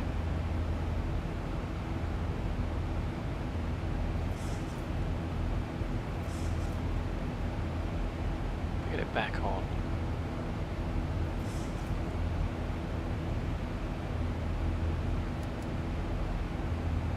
Right, there we go. Let's stay in. No, no joy.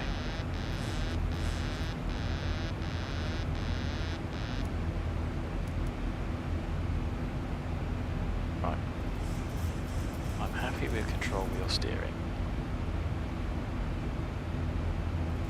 Although even that seems to be bouncing about a bit.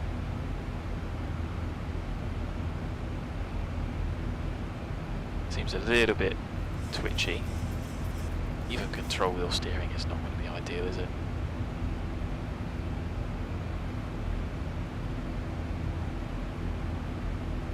Do you already have a 2080 rig? That is a pretty monstrous graphics card. Monstrous in a good way. This is only a 1070 Ti. I'd say one thing would be, if you don't have one, is to be waiting for the 3000 series to come along. Yeah, so I did see it, but it seemed the fix was to reset the FMC. But when I saw the README, it said that it was resetting on landing. But whatever. I can live with control wheel steering and pitch. Maybe not the strobing shadows though.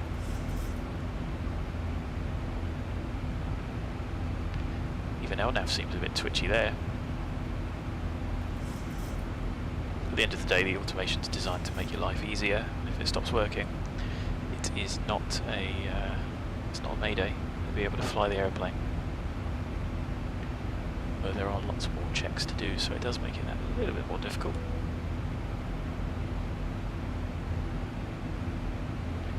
Even LNAV seems a bit balky. It's not happy, is it? Top of descent's over here anyway. It doesn't look like we've got anyone to talk to. 1,000 to go. Around.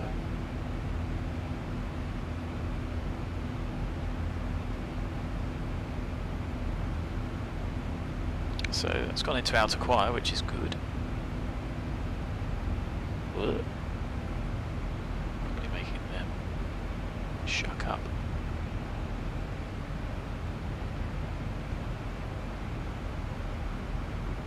So let's go out hold when we get to 2.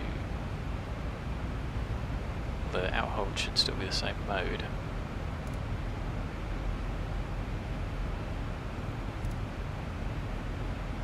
Of course it's not going to do anything, is it? So let's do vertical speed and out hold. Let's see. Nope, out hold isn't playing anyway.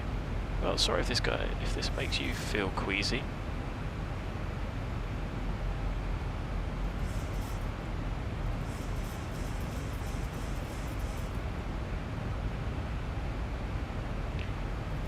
It's even a bit twitchy in control wheel steering. It's quite difficult to it's quite difficult to get it to settle.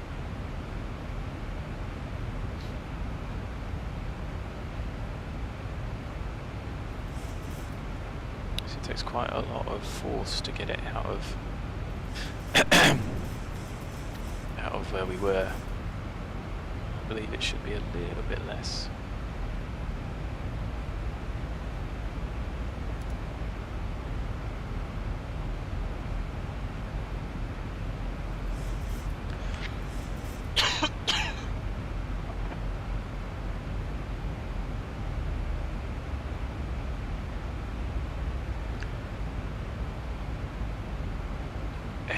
Let's have a look and see.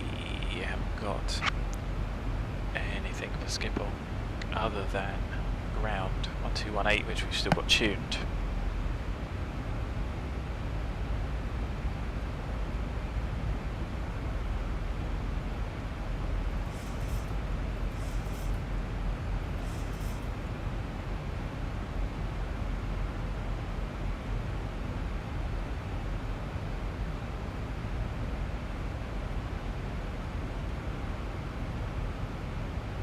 So we'll just have to gently drift between the two. I can live with 100 feet a minute. Obviously if I can trim it, it would stay in control wheel steering.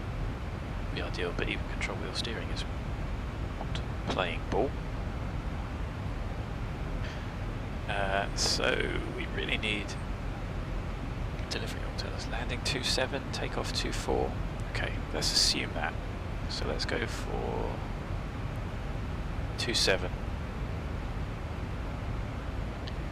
Effectively, do we want to do the procedure? No, probably not. Actually, we might as well. There's no harm in it, is there? So let's load the arrival. LS27.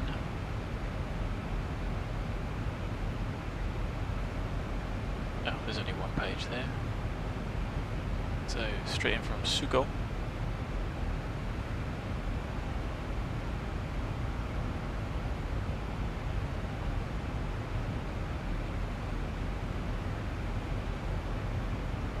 Sugo inbound, and we will just see if we can fly the procedure. This could be interesting. So I've got the plate pinned. 188.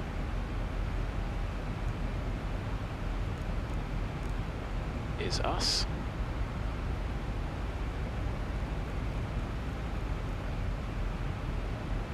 Now that's interesting.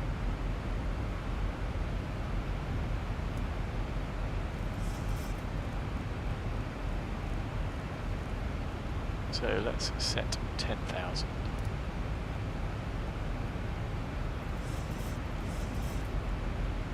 Is that going to work? Probably not.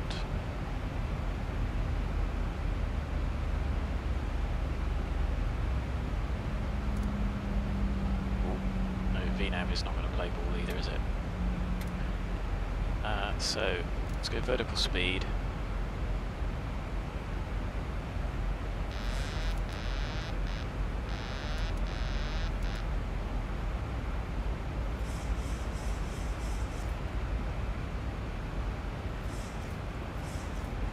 And I think I can set that.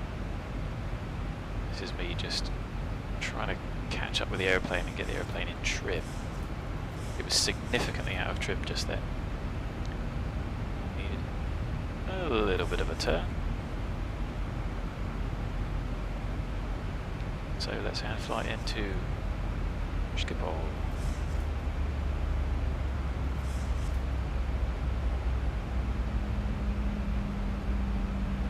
This is going to be interesting.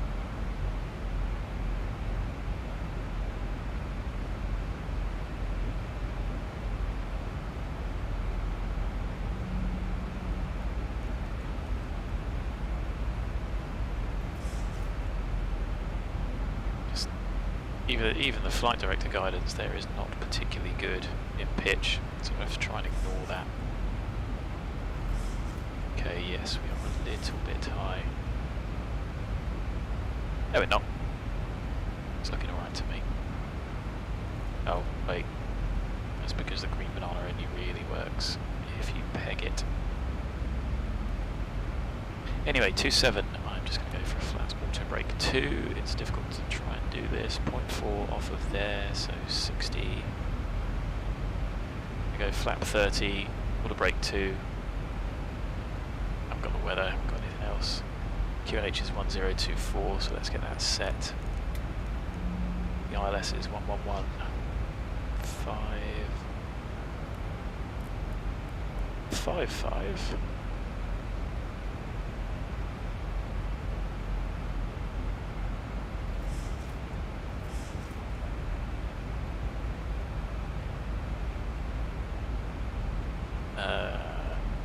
108.4 we need. That's available. So 267, but it's not, is it? It's 265. It's going to be 116 outbound. That is from the VOR. 116 outbound. VOR at 70. That's where we want to be. Cool, so I think I can manage that. Actually need a toilet break, which is less than ideal. I would normally do that whilst letting the aeroplane fly. But we are the boss today. Let's get the runway. Now 4 mile fix. 10 mile fix, no idea what the weather is. 30, but 30 is actually irrelevant, so let's not have that. And we can tune to PLVOR.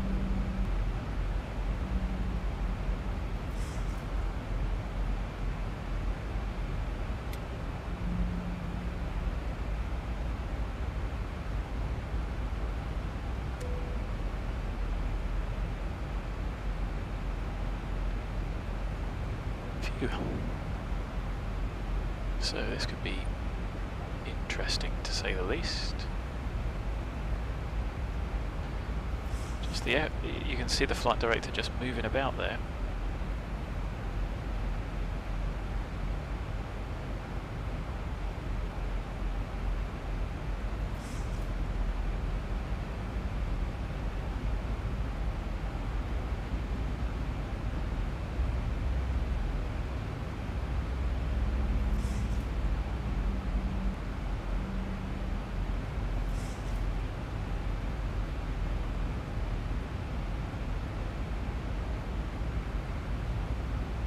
Still handling okay.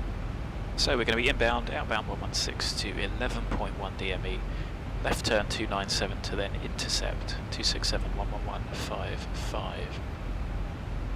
Let's check the map. Where these fools going?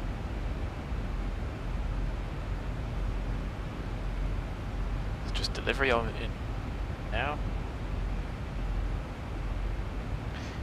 Skip all traffic. KLM 46 Quebec, MOLIX 2 Alpha Seagull Sierra Papa Lima, and then the procedure ILS runway 27.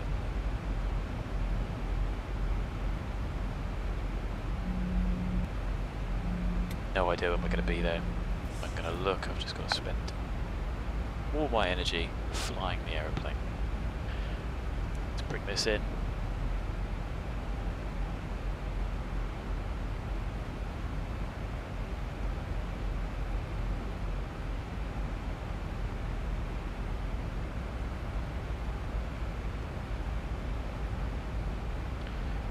Really want is the VNAV guidance, but without the faff of the auto throttle, without it faffing about, whatever.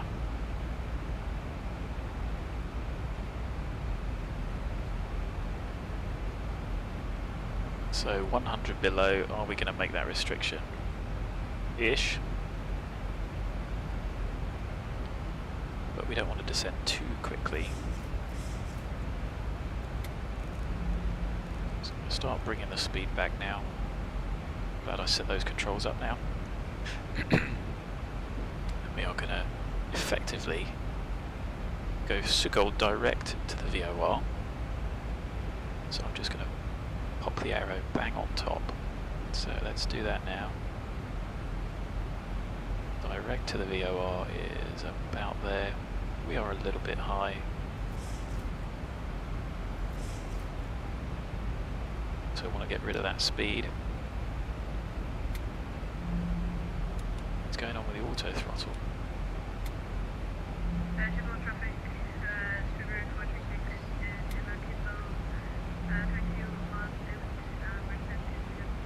So that's looking like it's trying to pick up ground idle, but we're in flight idle. So I'm going to do as much of the checks as I can first.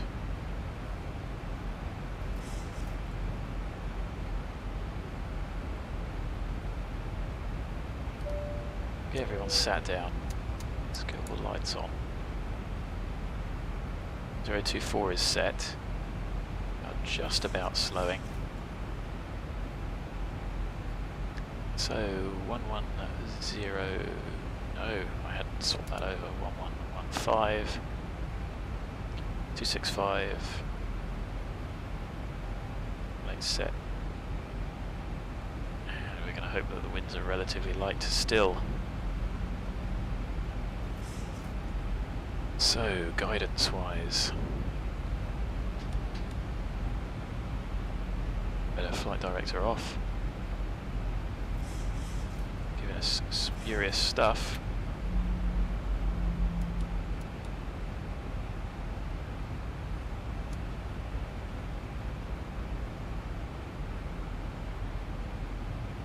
This will be even more of a challenge with ATC online.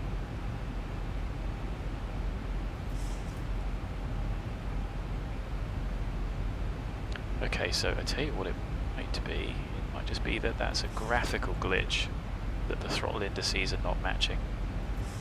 Anyway, Bravo, Victor Bravo, 1115, 265, we've got set.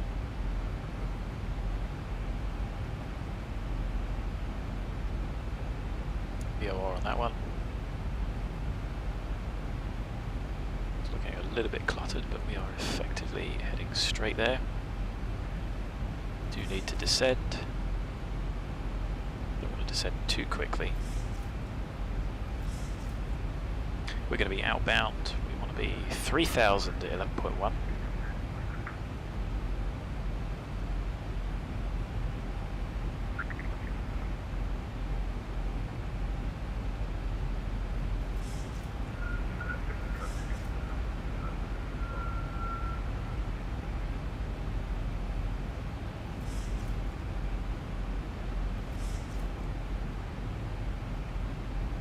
So steaming at 240 knots. Is there a limit on the procedure? Don't think so. We don't want to fly too quickly because we've still got to make that.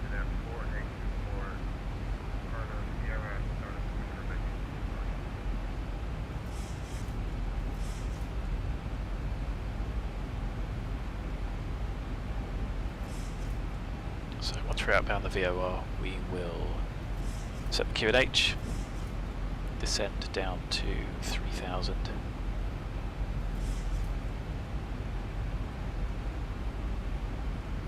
Skip all traffic, KLM 46 Quebec, passing flight level 80, descending flight level 70 for the Schiphol VOR, then the procedure runway 27, estimating Schiphol minute 11.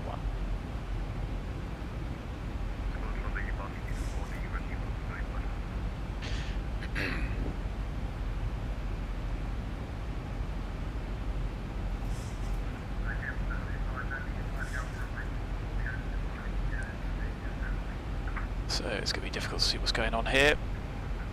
We appear to be drifting off a little bit. So let's start coming down to the upspeed. Still descending. Keep nice and efficient.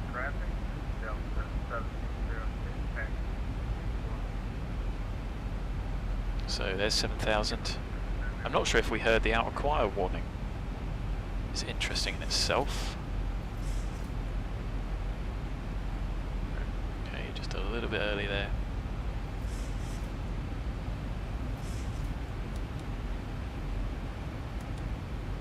I do kind of want to have the auto throttle on just to give us the speed protection. See if we can maintain 7000.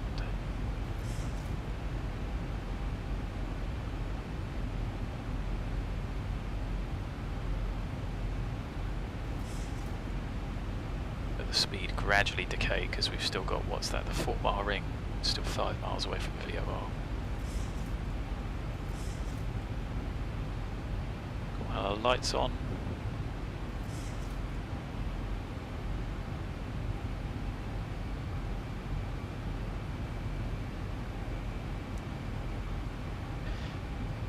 Hey, not bad. Not bad-ish. especially since I'm a little bit rusty.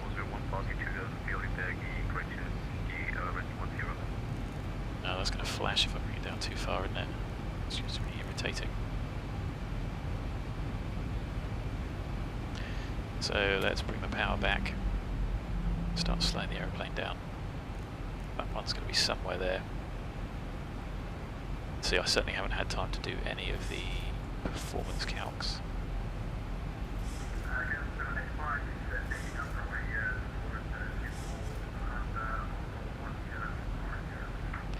So let's start bringing the aeroplane down.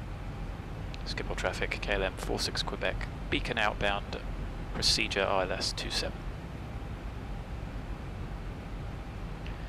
So there is the upspeed.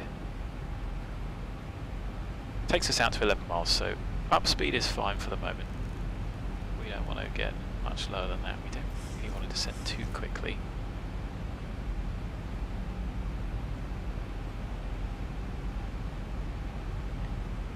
Outbound is about there.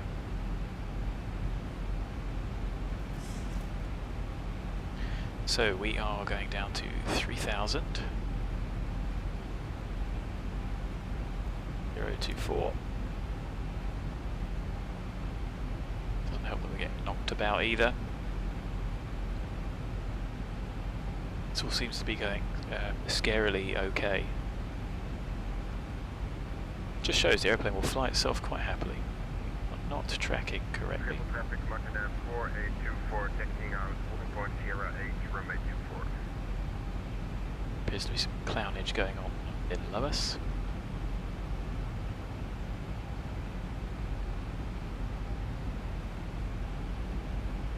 See that traffic there? No idea what these idiots are doing. Sorry, I shouldn't say idiots. Players, other players.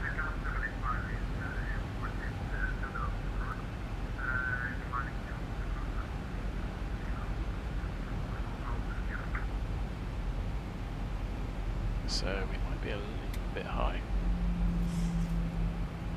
We're actually quite a lot high. So 3,000 we should be at this point, although it's quite a long turn. But there we go, I've messed up my descent pretty spectacularly. Let's see if we can rescue an approach from this. Got our fixed rings, you can see that's a nice long turn.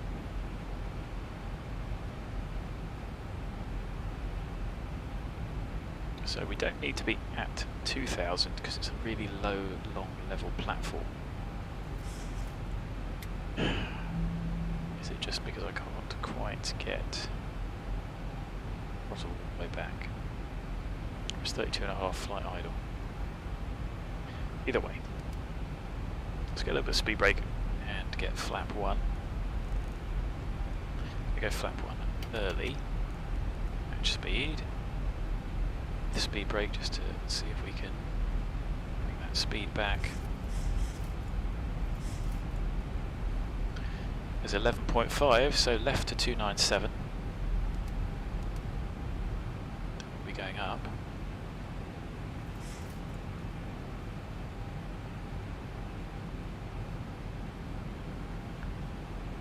View out the window's pretty good.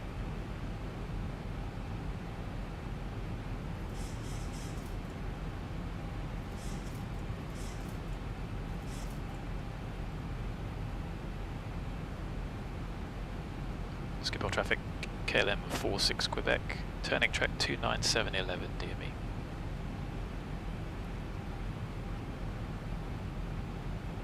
Traffic flashed up, I didn't see anything.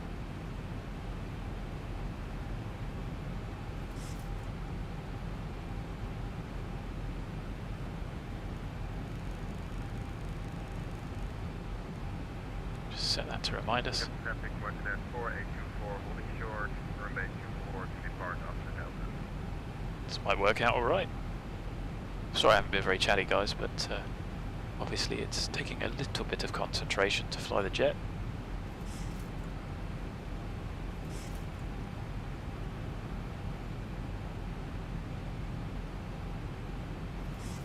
Just add a little bit of power. I see where it wanted us to intercept, so let's just follow that. I was sort of aiming for a rate 1 turn. we managed to rescue something from that. Especially no flight director guidance neither. So we've tuned and identified, happy with that. I'm actually going to roll out here. Skip all traffic KLM 46 Quebec, intercepting localizer ILS 27, 10 miles.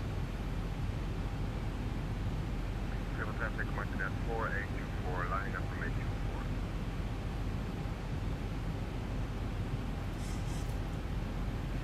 So let's get the power back. Go flap 5 for the intercept because we're now getting a little bit high.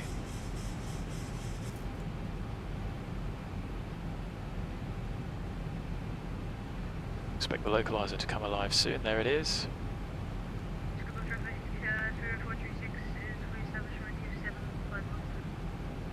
Cool. So he's about 5 miles ahead of us.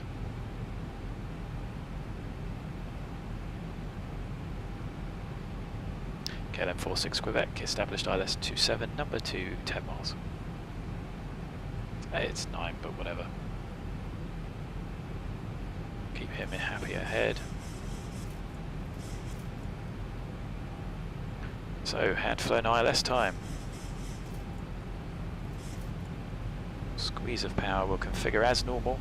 4 miles, gear down.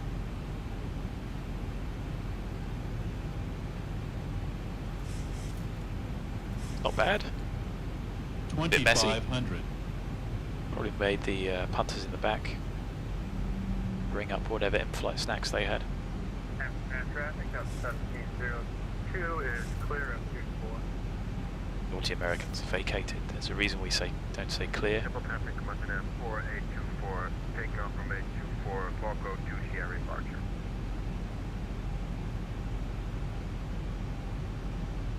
So 6 miles. Self-clear to land. I'm not going to bother with the other lights. They're not bang on the ILS, but it's good enough. Speed brakes armed. Certainly not up. So it doesn't help not being able to feel the wind. Oh, we don't need to do visual circuits. I've had enough hand flying practice today.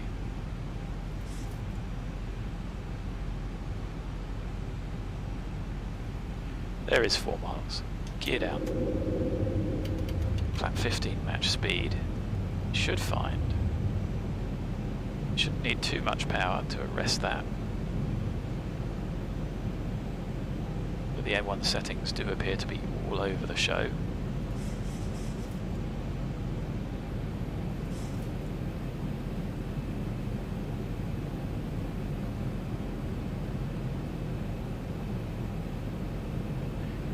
KLM 46 Quebec, ILS 27, 4 miles.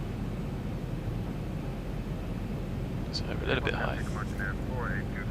1000.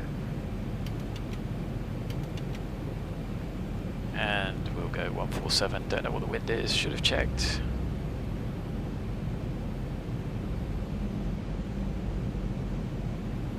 A little bit high, rescue that.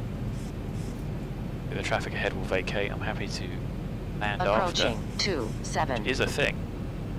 Daylight hours only. Really doesn't help with this sort of twitchy variable wind that isn't as turbulent. 500.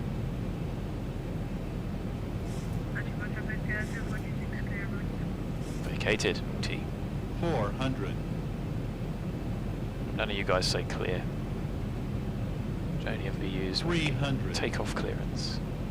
So we should have had a 500 continue, a little bit high. It's alright, speed's okay, it might be a bit quick. Approaching minimums. 200. Minimums. Continue. 100. 50. 40. 30. 20. 10. Long landing, 8,000 Made it. feet remaining. Hey, manual braking.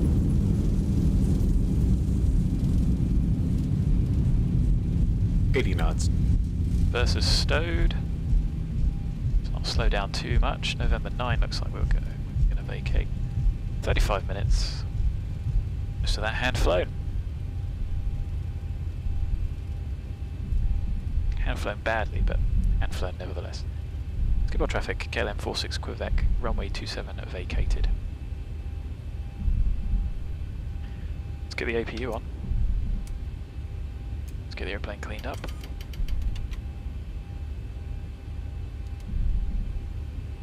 Let's wander to out off. We're off the centre line. We're going to just taxi towards Delta. Where's this guy going?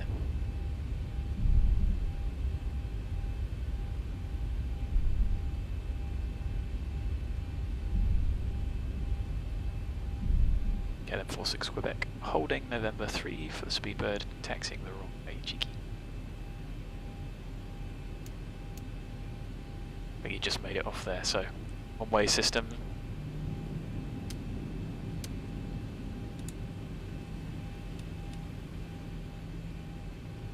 So I think we had parked down over there, hadn't we? So let's go right on Bravo, because I'm pretty sure he did that. Right on Bravo, and we'll park up left, because I think that's Delta over here. Ooh. Have a look at the landing rate.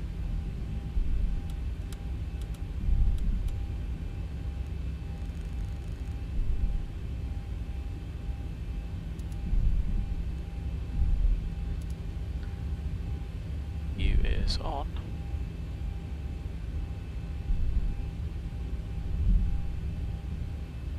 Oh no, November 9.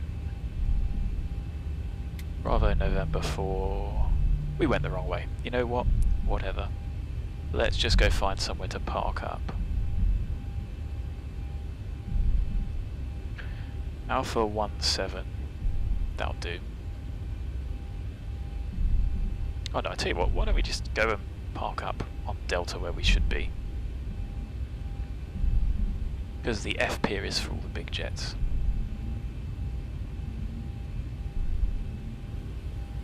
So let's go park where we should.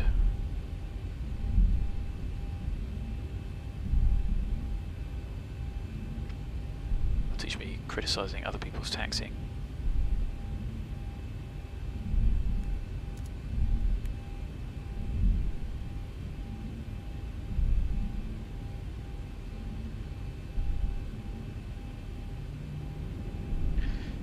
So we need to go all the way around Alpha.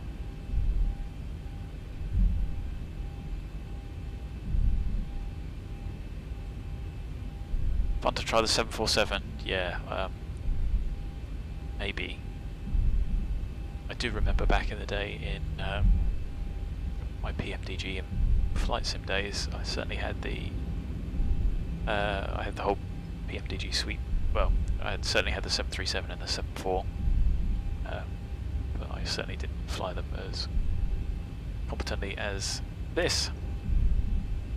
They were very good for their time though, but you certainly can't beat this machine.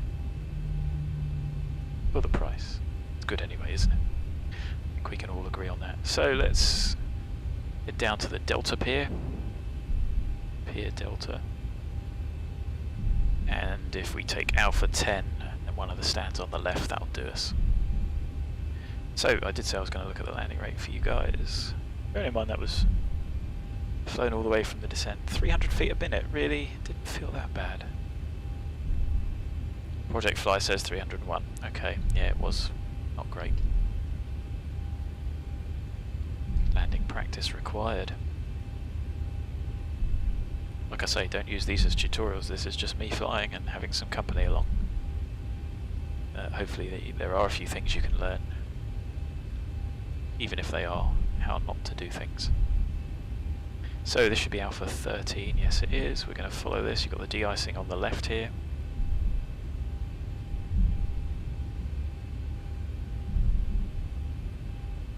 And I don't know if any of you guys have been to Schiphol, but when you see the aeroplanes taxiing past, they go past real quick around these taxiways.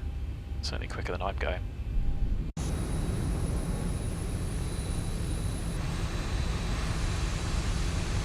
Obviously it's very difficult to navigate when you haven't got anyone to tell you where to go. You're so reliant on ATC.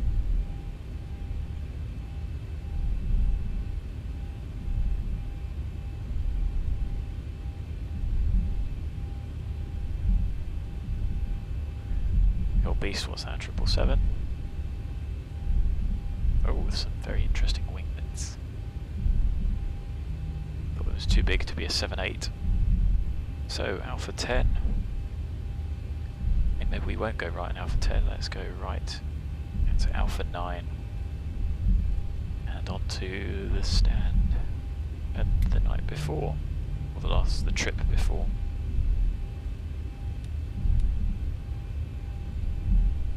A few airplanes here. At least they're all waiting for each other. That's very civilized. Virgin America. You probably wouldn't see that at Schiphol. Good Delta 56 in here.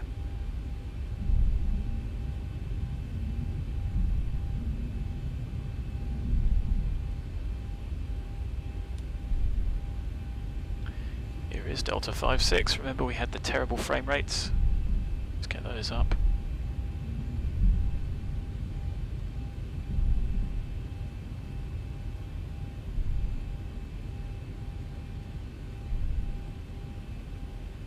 They are wonderful. I can live with these frames. Ooh, what I can't live with is terrible taxiing.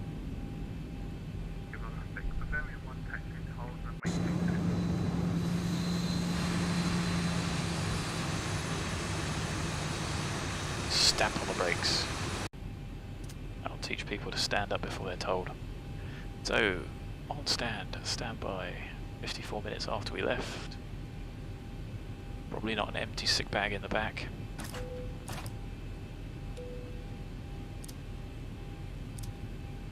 Two blues. Red. Engine's dead. 55 minutes. Used 1.82 tons.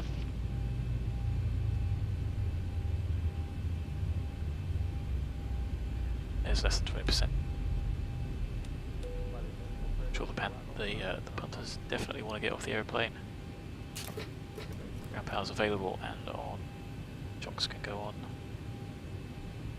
Get the door open. And here we are, guys. Back to Schiphol.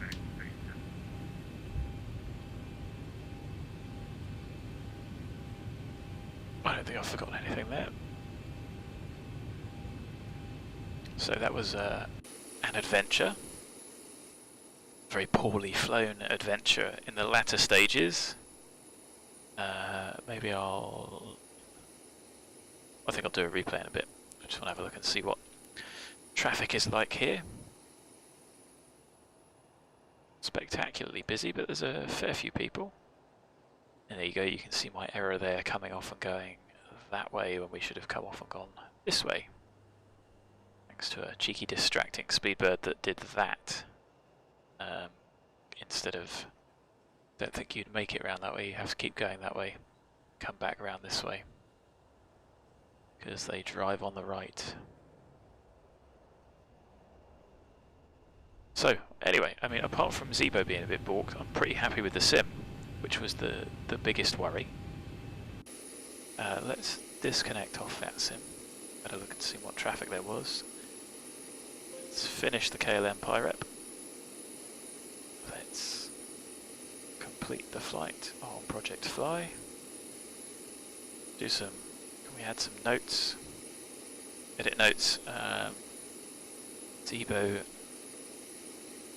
a little bit balked.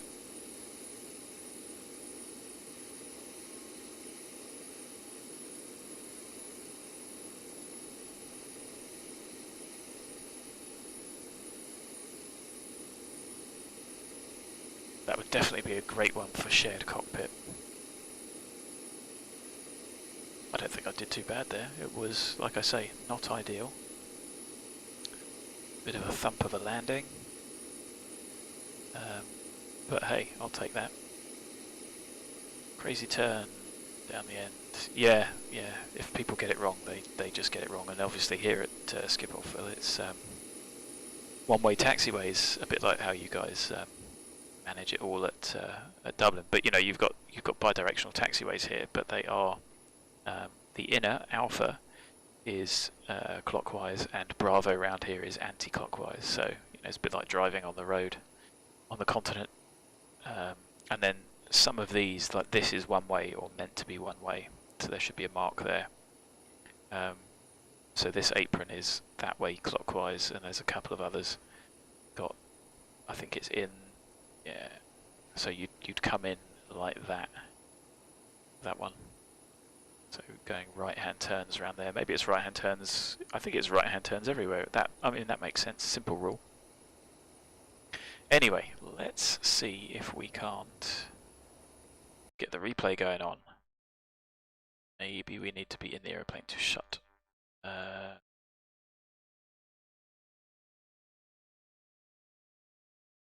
Oh, okay. None of that works.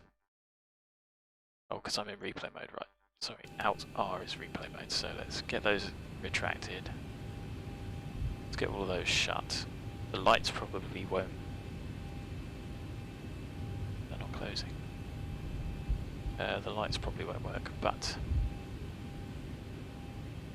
let's go replay.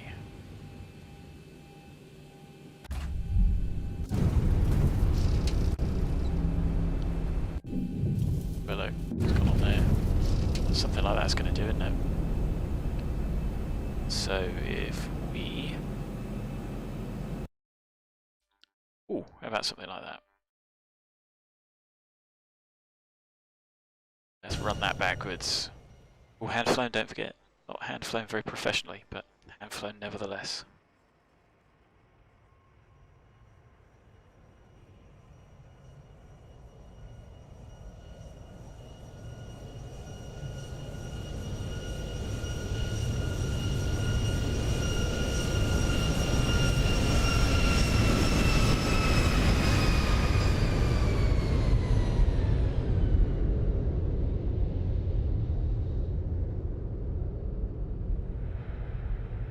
Was that bad?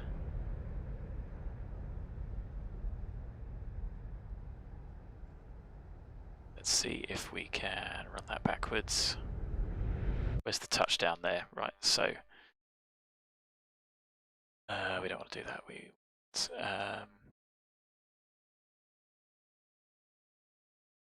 oh, you know what that'll do. I think it'll do there actually.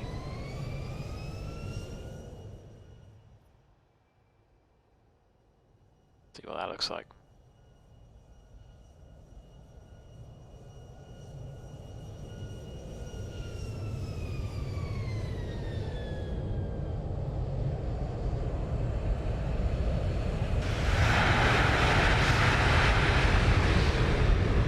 Wasn't that bad?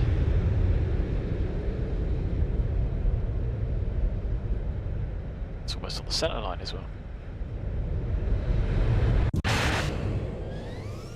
It was when we touched down.